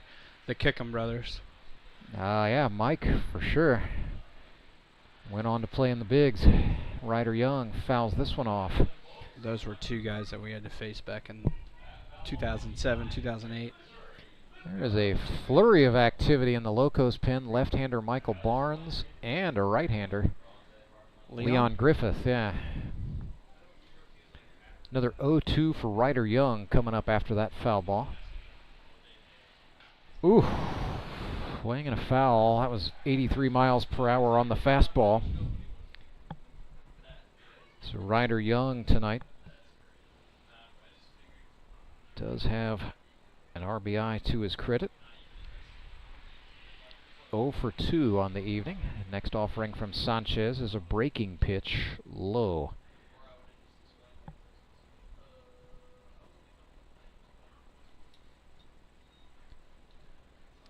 Got a fastball slider. He has una curva, but doesn't like to throw it very often. He's much more prefers to live by the two fast ones. I know that they got Tony over there that can help with translation issues sometimes. Yeah. So this is Josh Scribner, I believe, has not worked with. Maybe he. No, I don't think he did in the preseason. I'm pretty sure it was Creed Smiley. So this is a first-time with these two battery here for the Mountain Ducks. I don't know that Smiley, Scribner, or anybody on the Mountain Ducks roster who catches has any extensive Spanish speaking. Yeah, they're pretty much relying on Tony Lewis to be the interpreter. I was going to say, when Ray played him, Tony had to come up there, and Ryder is all over the plate. He's right there on his toes on the line. Yeah.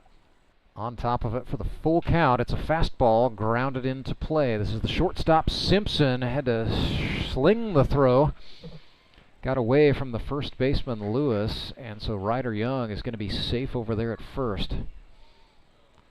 It's going to be an exceptionally tough play for Simpson, but he tried it. Scribner hustling down. Yeah, he was backing the throw there, so they prevented that ball from going into the Locos dugout or just anything else assortedly bad that could have led Ryder Young to going on to second base.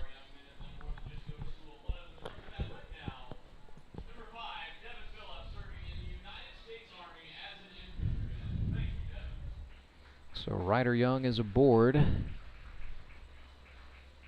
going to have to go look back and see if they scored that hit or error for Ryder Young. But more pressingly for the Locos, he represents a go-ahead run, and he is on. Phillips can't lay off the high fast, and yeah, he knew it. He just said, man, I just swung at ball one, didn't I? Yep. Yeah, maybe. Up around the eyeballs.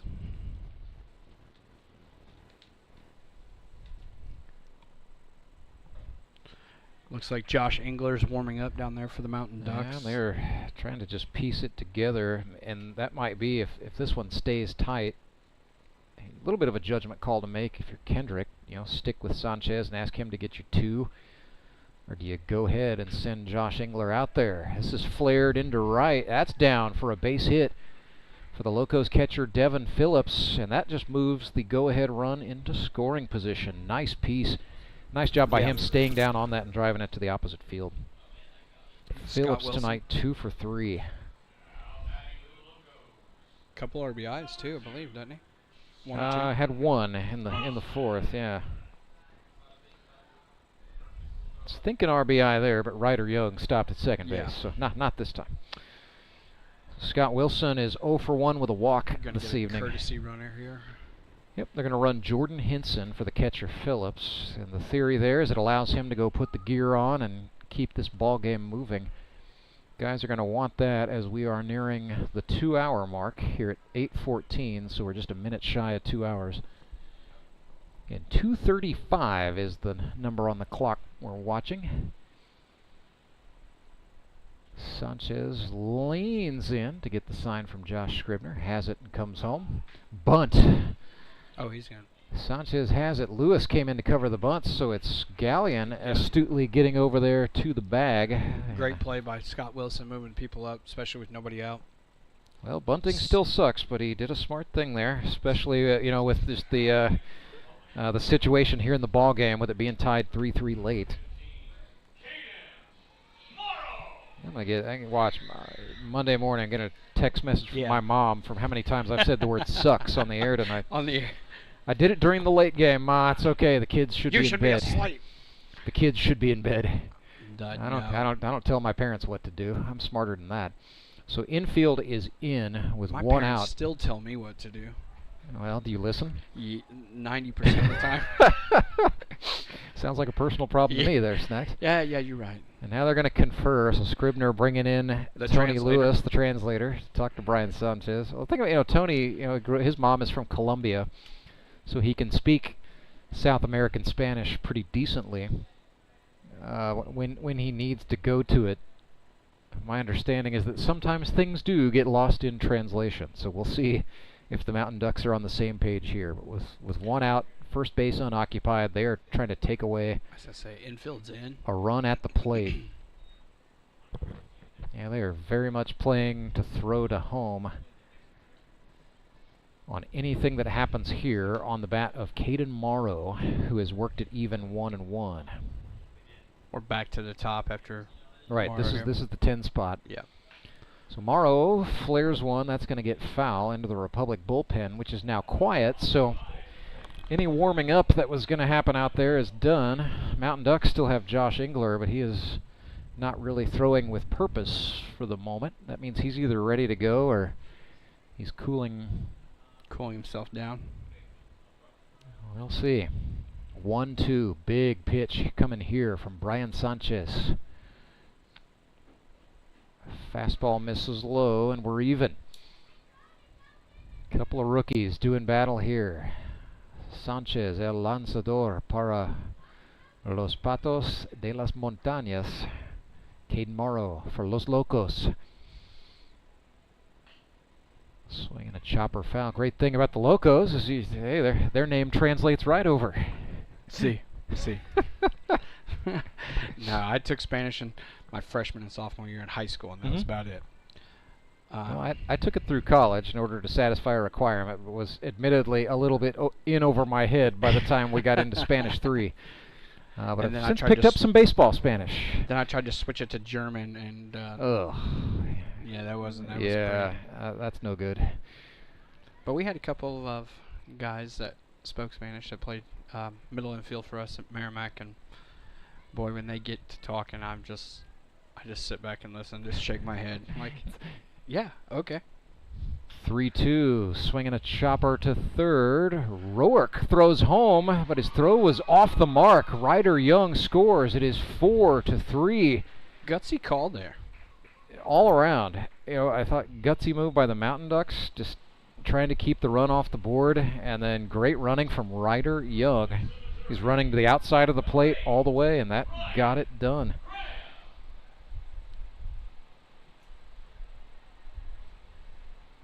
You think Cole ever gets a text message from his players that watch him play? And, like, let's just say he makes a play like that, and they're like, you know what, you should have done this. Well,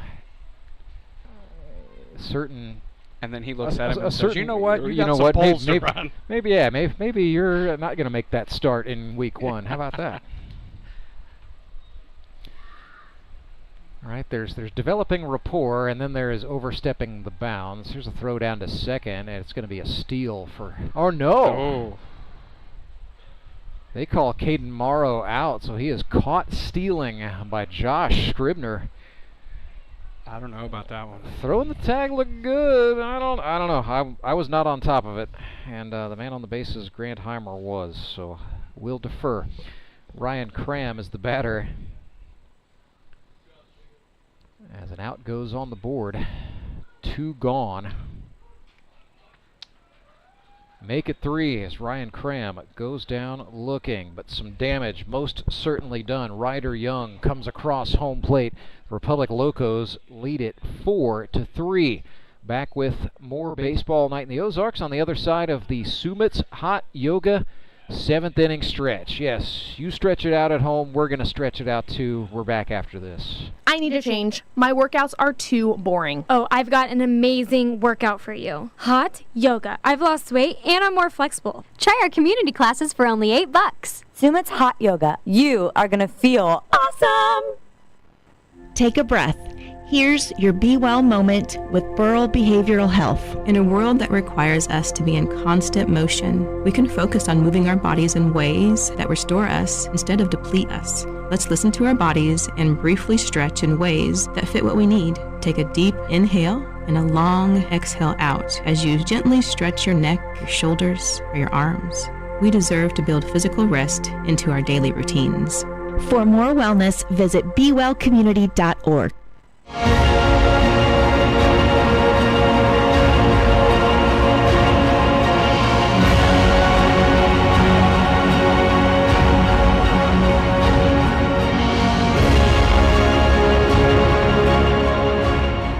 Henry's towing pitching change for the Republic Locos in what is a brand new ball game. On the flip side of the 7th inning stretch, they bring in another left-hander out of the pen. This one, Michael Barnes from Drury University by way of Fort Scott Community College by way of Kickapoo High School right here in Springfield, Missouri. His start in 2025 has been a rough one. An inning and a third. He's allowed 2 earned runs on 2 hits, struck out 2, walked 5. That's the number that's got to come down if you are a fan of old Mikey B. Threw 52 pitches in his last outing. His 2024 with the Mavericks was very good. 18 innings. He scattered 6 earned runs on 11 hits, 16 strikeouts to 9 walks, and a 3.33 ERA.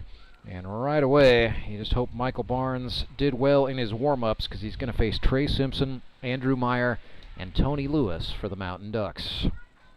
I'm going to say that these two probably faced each other. Michael Barnes and Trey Simpson. So Barnes went to Kickapoo, Trey to Waynesville. Strong possibility, I'd say. Ozark Conference. R.I.P. Never forget. Yeah. It was a good baseball league for sure. It was tough in baseball, tough in football.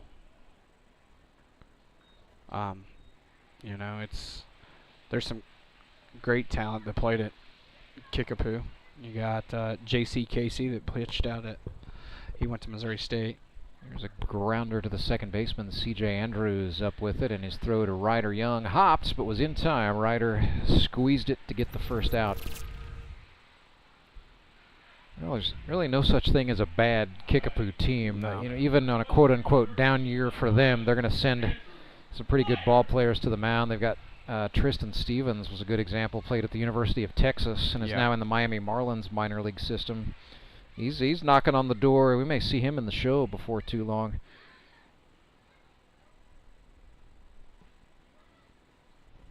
But Logan Wiley was a Kickapoo guy from here in the GRBL who played at the Division I level, played professionally in the Frontier on the Indies. 1-0, make it 2-0 to Meyer. So notice this Michael Barnes 0 for 2 on first pitch strikes thus far. I know that feeling. Well, you hope he dials it in. Meyer lifts one. They were playing him to pull, and he hits against it. That is a base hit out into center field. Piece. Yeah, Andrew Meyer, just too good of a hitter to pass up a gap like that.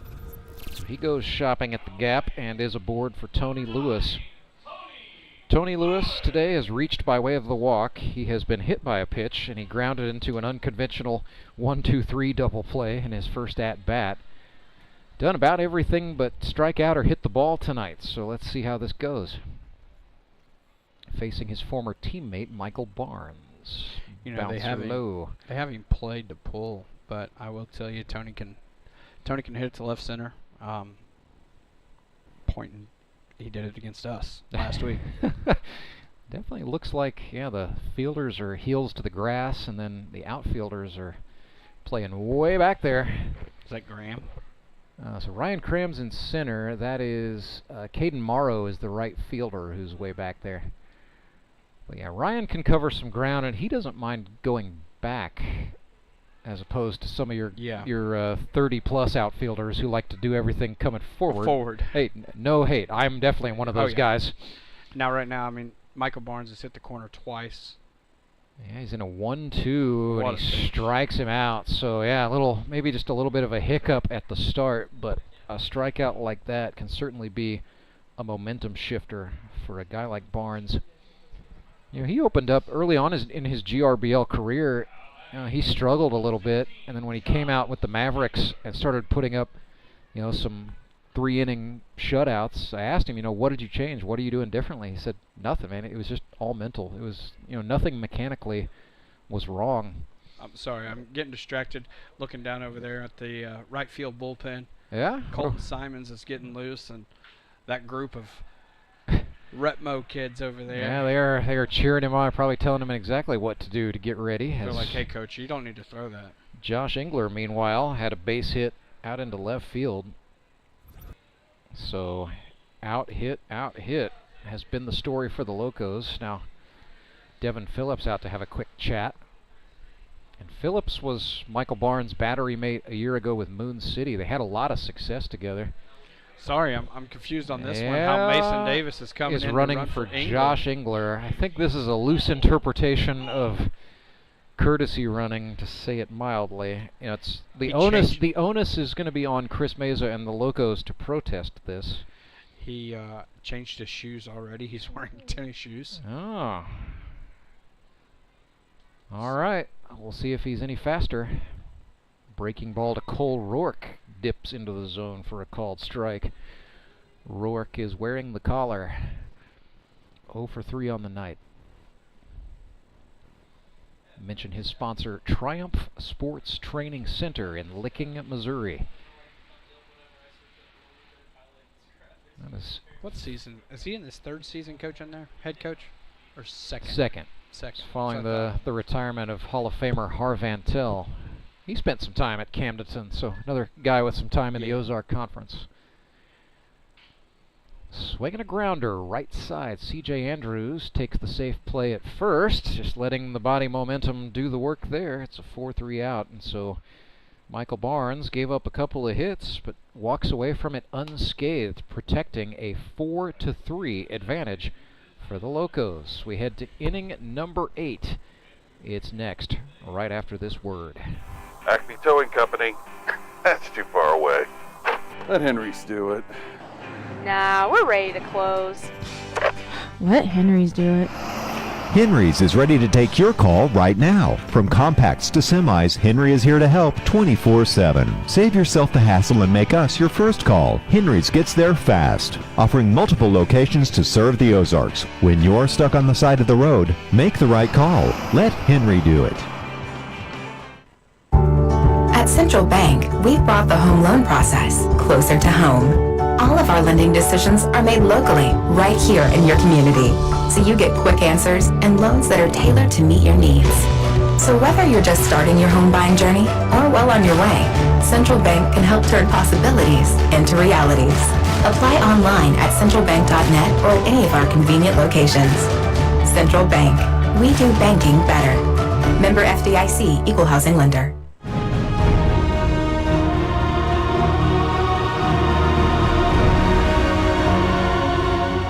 Henry's Towing pitching change for the Ozark Mountain Ducks. They bring in Josh Engler. Congratulations, Kinsey Jones, for winning GRBL Trivia live in the stadium. She knew that Skylar Carter is the Grip and Rib League's all-time leader in hits. With 87 now. Snacks, or any of those belong to you? Is your name on one of those? I'm sure they are. I will. Here, you I just got a trivia quick question for you. Keeping track, right? Yeah, because it happens a lot. First home run given ever? Up. Oh, given up. Well, that was before me. I was in the before Rants era. Am I right? Yeah, you are. Season 1 or season 2? Season 2. Brett Maggard hit it. Brent Maggard. Wow, I love it. Was Justin Loudon the pitcher? Is that where you're going with this? Well, if it makes you feel better, that was not the last home run of Brent Maggard's career. I do remember him hitting another in season 3. See, that was my rookie year. Everybody thinks it was Michael Antonio in the championship game of season 2 off Caleb Cole. And I'm pretty sure that ball's not landed yet. That was the loudest home run. Oh, but no, it was. He had Brent Maggard in the regular season. Huh. Yeah, he hit one off me. And that was season 2. Josh Engler facing Colton Simons. There's a grounder to third. Up with that is Roark, who fired it. Oh, my goodness. That was a laser across the diamond to get the first out of the 8th inning. Cole making up for lost time, I think. I was going to say, he was waiting for that big hop, and he got it. Josh Engler in 2025 has pitched 2 innings, allowing 1 earned run on 1 hit. He's walked a couple of batters. Came into the season with a 3.17 ERA for his career across 125 innings. 23 with Nixa, right? So yeah, he broke in 21 with the, 2020 with the Locos, 2020 with the Suckers, 21 with the Locos, 22 and 23 with the Suckers, and now he's in a new uniform this year with the Mountain Ducks. Facing Leon Griffith Jr. He's another one that took a year off. Yep, took a sabbatical in 2024. Had a lot going on. Had some family issues going on, namely the birth of his son Xander. So he and Ashlyn are now playing 2-on-2. It's 2-on-2. They've got a daughter named Ivy, and then baby Xander at the homestead. He got a strikeout there. Vintage Engler, that slider for a strike. His first strikeout of 2025. Yeah, well over 100. That was 167 for his career. I wanted to make sure I had that number right. So yeah, Josh, he's a ways away from 200, but well above. He was, at the time, was the fastest player to ever reach 100 strikeouts. Did it in the middle of his third GRBL season. So in 23, we were playing out at US Ballpark. He was on Nix's Suckers, and he was getting ready to pitch against us, and I said, hey, you want a fruit snack? And he was on the mound. I threw one. He caught it in his mouth. And that's impressive. And then we did the national anthem. I was like, we could never do that. not in the snackinest day of your life. Yeah, I was like, hit him in the mouth again. That's great. No, but every time I see him, he's like, yeah, I bet you got fruit snacks on. Of course, that's you live your gimmick, and I appreciate that. The 1-2 to Michael Barnes. He's down on strikes. So there is a 1-2-3 8th inning for Josh Engler. Career strikeouts 167 and 168. Mountain Ducks trailing by a run. They come up in the bottom of the 8th when we come back. I'm Nicole Cartmel with the Bank of Missouri. Whether you're looking to pay bills or make a big purchase, sometimes you need cash quickly to take that next step. A consumer loan might be a perfect option to help you live well, bank well. Sonia McClendon, one of our branch managers, is here to explain. Thank you, Nicole. We provide personal consumer loans for almost any purpose, from building your credit to financing that new car. We offer competitive rates, and decisions are made locally so we can get you the money that you need quickly. But what makes our consumer loans unique is that personal touch. For example, I recently worked with a customer to secure a loan for a horse trailer. He could have went elsewhere, but he chose to work with his bank because of that personal relationship that we've built with him. Being able to work with your personal banker that you know and trust makes a big difference. That's right, because we work with our customers to help them live well, bank well. Get started at bankofmissouri.com.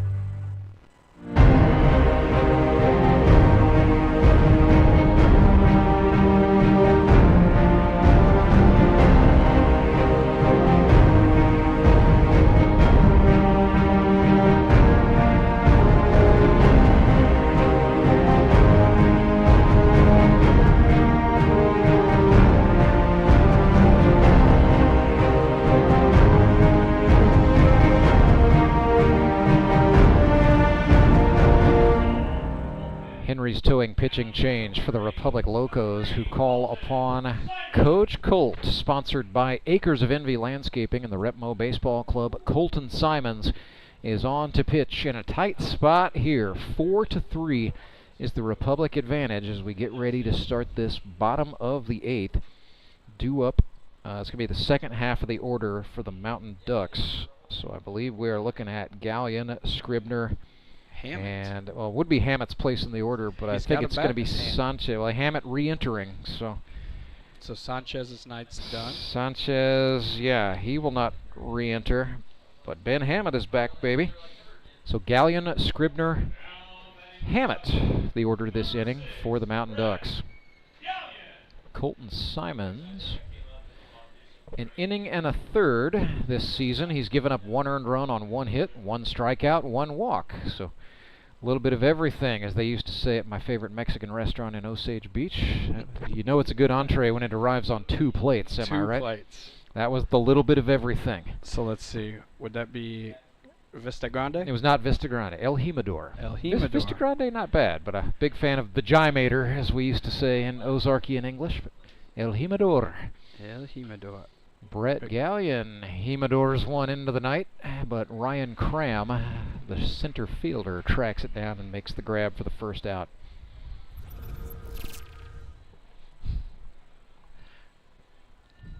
Catching a little stray trash talk, are you, Justin, from Coach Lale? A little bit. He keeps looking over here. Yes, as far as debuts go, this has been a pretty good one. Don't wreck it now. Not too bad. I know that we're probably at, 2 hours, 20 minutes? So yeah, we started at 6:15. So yeah, right on the button. Man, who needs a watch when you got Justin Loudon? So yeah, we should, and I think the commissioner's playing in this game, so he might probably let it play out. Help let it roll on the other side at 2:35. 2:45 is the number I was always taught to watch for, so we'll keep our eye.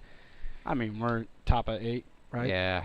So all the boys have to do is start the 9th sometime in the next 15 minutes. So Mountain Ducks, of course, hoping to just bat around and have a big rally. Big Scribner took, that was a daddy hack. Daddy hack. I've been going away from that term, but I still pull it out of the bag every once in a while. Looked like me on a tee box trying to unload on one. He was thinking about putting it about 400 yards instead. Yeah, that almost hit him. Josh is now in a 1-2 count. I think, as a pitcher, that's one thing that always frustrates me. If you have a 0-2 count, 1-2 count, and you hit the guy. Yeah. Simons went back over the plate, and he got him at the knees. Scribner not loving it. Locos fans loving it very much, especially the gang from Rep Mo in attendance, rooting on the hometown club. Here's a guy. Here's a veteran that's been around several. He is grizzled. This is Ben Hammett back in the ball game. 0 for 1 on the night with a walk. From Oklahoma Christian University, Ben Hammett has been in the league since 2018. His name is on the Howard Bell Trophy 4 times. Now 2 for 8 for the Mountain Ducks. Last time in 24 with Showman. Correct, sir. That is skied. It's going to stay on the infield. Leon Griffith, the third baseman. And that ball had enough time in the air to fall straight down. Those can be a little bit tricky. But Leon squeezed it and hung on. 1-2-3 inning for Colton Simons and the Locos. They lead 4-3. We approach the 9th inning. It is next. It is Grip and Rip Baseball, live and free on YouTube, brought to you by Central Bank of the Ozarks. At Central Bank, we've brought the home loan process closer to home. All of our lending decisions are made locally, right here in your community, so you get quick answers and loans that are tailored to meet your needs. So whether you're just starting your home buying journey or well on your way, Central Bank can help turn possibilities into realities. Apply online at centralbank.net or at any of our convenient locations. Central Bank. We do banking better. Member FDIC, Equal Housing Lender. Life is full of things to worry about. Your home's foundation shouldn't be one of them. Vertical and horizontal foundation cracks, windows and doors that stick are all indications that your home has foundation issues. At Foundation Recovery Systems, we offer permanent solutions that help put your worries to rest. Call us today for a free inspection.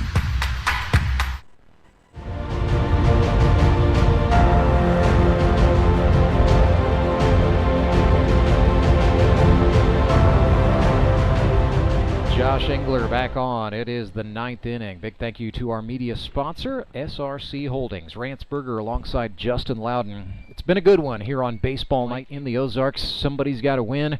Somebody's got to lose this thing. Republic Locos coming to bat in the top, and we will bring you the 9th inning in its full entirety, commercial free. Central Bank of the Ozarks. Equal housing lender, member FDIC. Go ahead. If I'm Engler, got to have a quick inning, get back in there, get the bats going, because I believe they're going to be, they should be 10-1-2 when they come back. Be Smiley, Emery, Simpson on the downside of this inning. Inside out swing from Kaufman. What a hustle from Tony Lewis, but no baseball in the glove at the end of a diving attempt.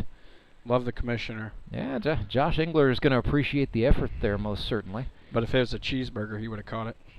Hey, Tony's lost 50 pounds. And he looks good. He's definitely looking the part. But yeah, probably hungry for something tasty. 1-1. That's a strike. Josh Engler, we'll mention, sponsored by Often Petroleum in Mount Vernon, Missouri. Engler's got some zip on it tonight. Yes, he does. He gets Kaufman on strikes. That is now 3 consecutive strikeouts for Josh Engler. 2021 MVP award winner. Has he won a Howard Bell? He is not. You know, that's something I found out today about one of our players. King Owens has never won the bell. Yeah. He's an original. 9 attempts, keeps coming back. CJ Andrews, the batter here, is down 0-1.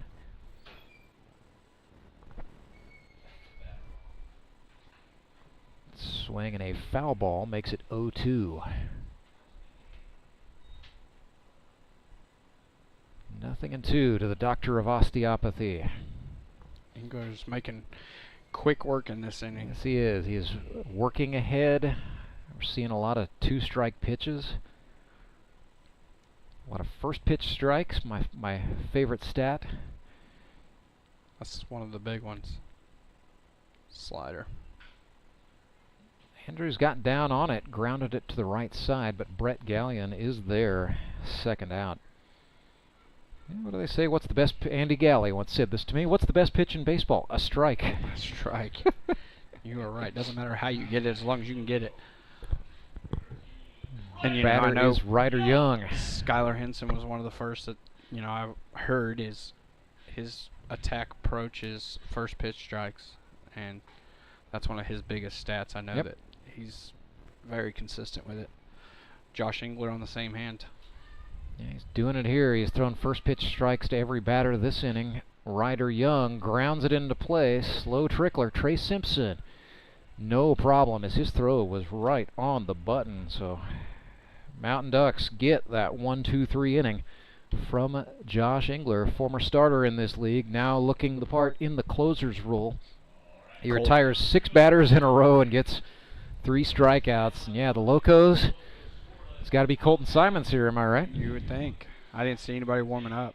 No, I think they're pushing the chips into the middle of the pile. So here you go, Colton Simons. This is what you signed up for. This is what you tried out for. This is why all the kids are here to see you. And yeah, good chance for that show out in front of all the kids who call you coach.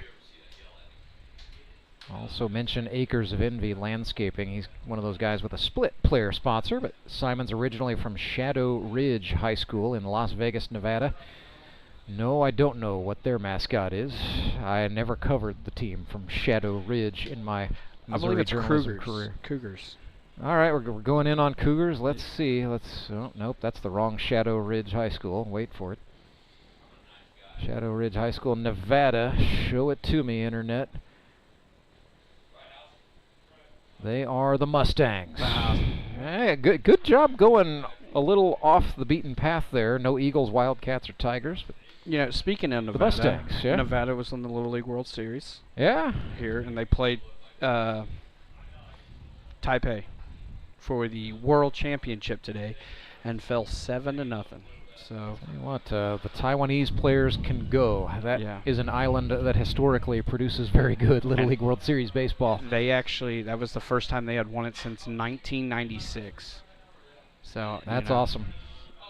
Oh, look at this. He's going to put the coaching helmet on. He's going to go coach first base, AK. Austin Kendrick. Now, is this maybe so just he can run his mouth, or is there some purpose behind this one? You're going to leave Clay Odell in that third base coach's box. Oh, no. Clay's got his helmet, too. These Ducks look the part. So here's Creed Smiley. Drew a walk that brought in a run, a game-tying run, his last time up, as a matter of fact. So Creed 1 for 2 on the evening with a walk and an RBI. Looked at a slider, ball 1. You know, all those players, all the Retmo players play with these guys and are coached by these two are watching these guys. They are loving the fight right here. I'm Smiley pretty sure watched they that one go in. stopped playing down there in the bullpen. A couple of them are still, but they're watching. Smiley will mention real quick, sponsored by Air Services. But yeah, the future Republic Tigers are watching carefully as Colton Simons trying to finish out a tight ball game. He's fallen behind here 3-0. And you can be careful in a big game situation, but you can't be too careful. Too careful. You got to attack. Because now with him getting... Oh, well, ball 4 was right in Creed's rear end, and then he gave Simons the, hey man, the big arms there. I'm pretty sure Creed's wife's over here yelling at Colton. Well, I have no doubt Creed delivered that with a smile, but we can't see it on the camera. I'm going to choose to believe he's upset right now. Sometimes you got to believe, right? Yeah. Now we're back to the top. Joe Emery. Yeah, this is what the Mountain Ducks wanted. Who put a charge into a baseball his last time up. He is 1 for 4 on the night. It's been a while since that leadoff single in the first. So now 3 for 12, hitting .250 on the year is Emery. 41 hits and counting in his grip and rip career. Watched that one sail by high. Pressure of the moment getting to Simons a little bit here. There he is. He just that was the hey, calm down. Don't have to be an expert in body language to read that. Comes back with a breaking pitch. That one is bent into the zone. Emery was all take. Big sweeper. Well, after you watch your teammate get hit in the rear end, yeah, I'd probably take a pitch or two.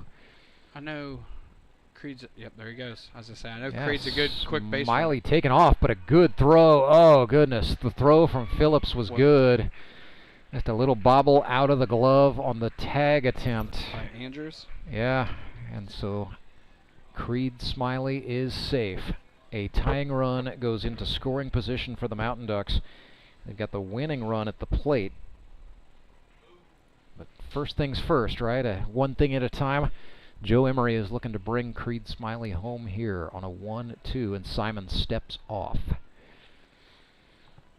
Smiley wasn't taking too much of a lead. No. I think that's just Simon's something to the mental game there. He will throw from the belt.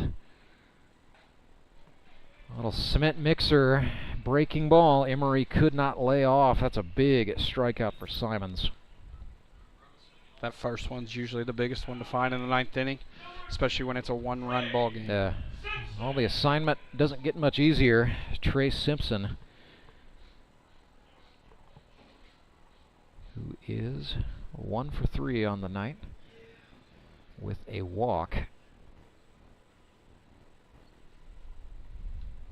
Simon sort of slowed the giddy up. It's a grounder to the second baseman. Andrews' throw to first is in time, but the Mountain Ducks do move the runner. And that's going to set up Andrew Meyer. He is having a day. 2 for 4. As I say, I thought he was 2 for 3, 2 for 4. Or 2 for 3. Sorry, yeah, you're right. Walks do not count against the batter, and I should know that as a guy who occasionally announces a baseball game. You know, like you told me earlier, 27 innings. Well, as I like to pull this one out of the bag sometimes, one of these days I'm going to learn how baseball works. It's going to happen. Breaking ball up the middle off the bat of Meyer. What a play. Diving attempt by Kaufman, and they got him. Wow, what a job by Caden Kaufman. The Republic Locos win 4-3 on some late heroics from Caden Kaufman. 4-3 your final, and the Republic Locos are in the win column, and they improve to 1-2, winning the battle of the best friends. Ozark Mountain Ducks fall to 2-1. Your elite promotions, elite performers, yes, it's going to be plural, elite performers of the game. We're going to go with offensively for the Locos, Devin Phillips, who was 2 for 3 with a couple of singles and what was at the time a RBI in the fourth that put Republic up 3-0. Man, that big RBI is going to stand up tall when we go back and reconstruct this one. And we're also going to go with Ryan Cram, starting pitcher on a spot start, goes out and gives him 5 innings, concedes just 1 earned run. You know, only knock is that he walked 5 batters, but you know, Ryan Cram answered the call in a gutsy moment. So yeah, the battery. Let's go Ryan Cram and Devin Phillips. Your elite promotions, elite performers of the game. Phillips 2 for 3 with an RBI. Ryan Cram 5 innings, allowing a single earned run. So he was that dog tonight for the Republic Loco. He's been the dog. You know, he came up, you know, on the downside of a loss tonight. It's nice to see Ryan Cram, who's been playing well all year, come up on the good side of a win. And he looks very composed, very, very. I mean, he had great command of his fastball. Slider looked good. I mean, we don't play the Locos until like week 5. Yeah, so glad I was able to help you with your scouting, by the way. Appreciate that. Maybe be a little bit careful with certain batters. You know what to do there. So, yeah, the Locos will be back in action September 7th. So once again, if you're new to the GRBL, don't come to the channel on August 31st expecting to see some baseball games. We're not going to have any for you. We're going to take the Labor Day break. But we will come back September 7th with another triple header. It starts at high noon. Springfield Metropolitans taking on these Republic Locos. One win between those two teams. So that is two ball clubs that are going to go into it hungry. I promise you that. 3 o'clock, it'll be Justin Fruit Snacks Loudon and the Branson Showmen taking on the Nixa Suckers. It was a good one the first time. Should be a good one again. And then at 6 o'clock, the Ozark Mountain Ducks will look to get back to their winning ways against the Moon City Mavericks. That's two teams that are 2-1, and that game has potential to shake up the standings in both divisions. So yeah, we'll see how that pans out. A lot of playoff potential. Playoff implications. It's never too early to see. When your regular season is only 7 games, people make fun of me for talking about the playoffs in August, but it's a 7-game regular season. Every game has heavy implications, and every game matters. We're getting ready to go on a break. The game don't matter. No, it does. Especially now, if you look at the South Division. Yeah, everybody's 2-1. So, and that division's tough. All the divisions are tough, but look forward to getting back out here in a week or so. Yeah, Snacks. We'll definitely see you on the baseball field, and we'll definitely see you up here in the press box if you want to come back. Let's try to make that happen. Absolutely. Good stuff, Rook. We will come back, talk things over with some of the Republic Locos. Post-game coverage sponsored by SRC Holdings is next. I'd like to say a big thank you to our streaming sponsor, Central Bank of the Ozarks, Central Bank Company, member FDIC. Acme Towing Company. That's too far away. Let Henry's do it. Nah, we're ready to close. Let Henry's do it. Henry's is ready to take your call right now. From compacts to semis, Henry is here to help 24/7. Save yourself the hassle and make us your first call. Henry's gets there fast, offering multiple locations to serve the Ozarks. When you're stuck on the side of the road, make the right call. Let Henry do it. I need to change. My workouts are too boring. Oh, I've got an amazing workout for you. Hot yoga. I've lost weight and I'm more flexible. Try our community classes for only $8. Sumit's Hot Yoga. You are going to feel awesome! The Fuel Forward app is a go. Fuel Forward provides quick and secure payments and everyday savings on fuel at your local Rapid Roberts to keep you moving forward. Download today and save up to 20 cents per gallon on your first fill-up. Then save 5 cents per gallon every fill-up after that. Driving just got a whole lot better thanks to the Fuel Forward app at your local Rapid Roberts.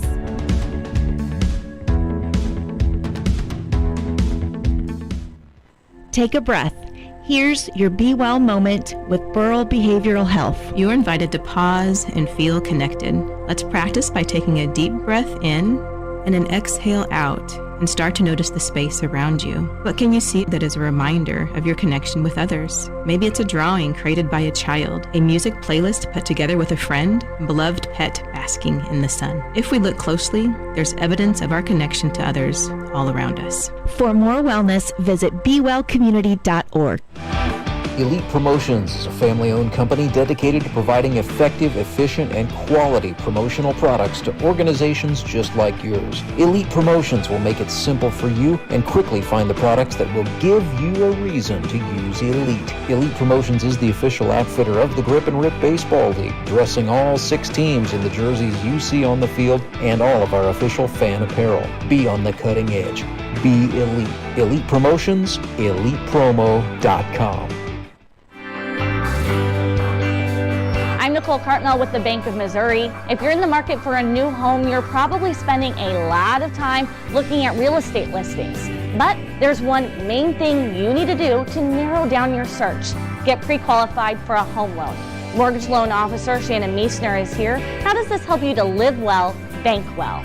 Getting pre-qualified for a mortgage loan is definitely your first step. Pre-qualification allows you to determine early on how much money you can borrow to purchase a home in connection with your monthly budget. This way you know what homes to be watching the market for. We have lots of different loan options to fit everyone's unique needs. This way we can help you accomplish your homeownership dreams and goals. And the best part about pre-qualification is there's no cost. It's quick, easy, and it makes you a smart buyer. Thanks, Shannon. And of course, our mortgage loan officers like you are here to help you every step of the way. At the Bank of Missouri, we help you live well, bank well. The Bank of Missouri is an equal housing lender.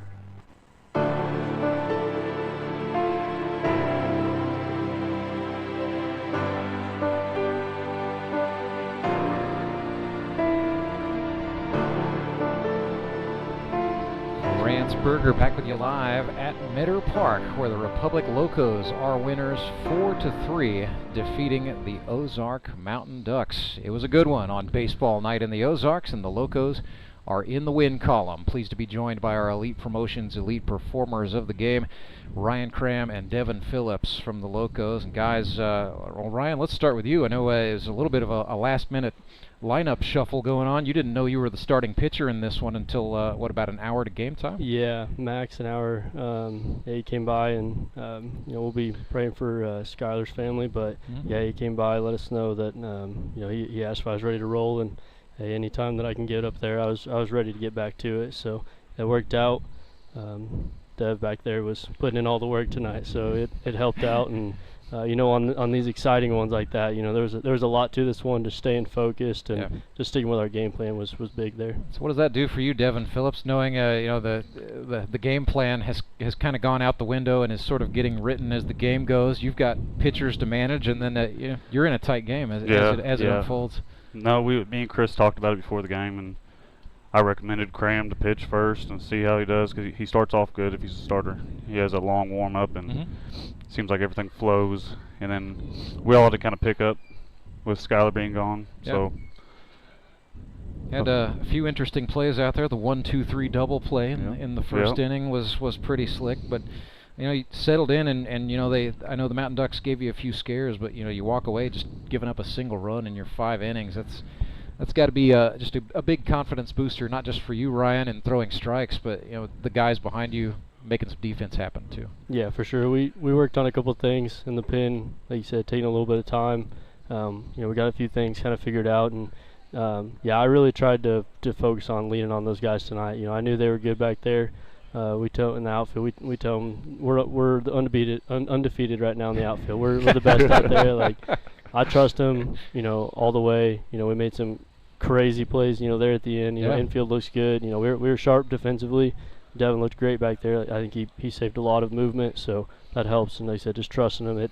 I felt like I did better at trusting him today. Usually I kind of overthrow, and so it settled in a little bit. Yeah, it was great to see. So, well, Devin, not only working hard behind the plate, but then you had to work hard with the bat in your hand. RBI single in the 4th inning. It was really the bottom half of this Locos order getting it done tonight. Was there something different for you guys after starting off 0-2 to your offensive approach, or the way you were going up there?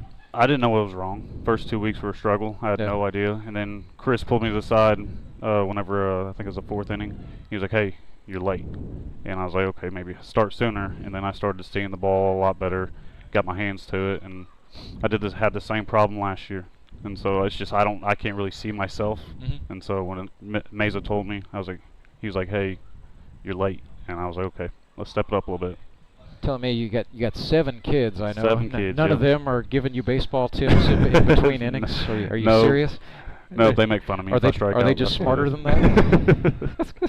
I mean, I feel like I talk about that way too much, but it's just like, man, the fact that you can do everything you do away from baseball, and then still come out here and produce and just be anything close to mentally dialed in is impressive. Yeah, my kids love it. Like the environment here in the GRBL. It's always been welcoming. It's fun. The kids love the 50-cent foul balls.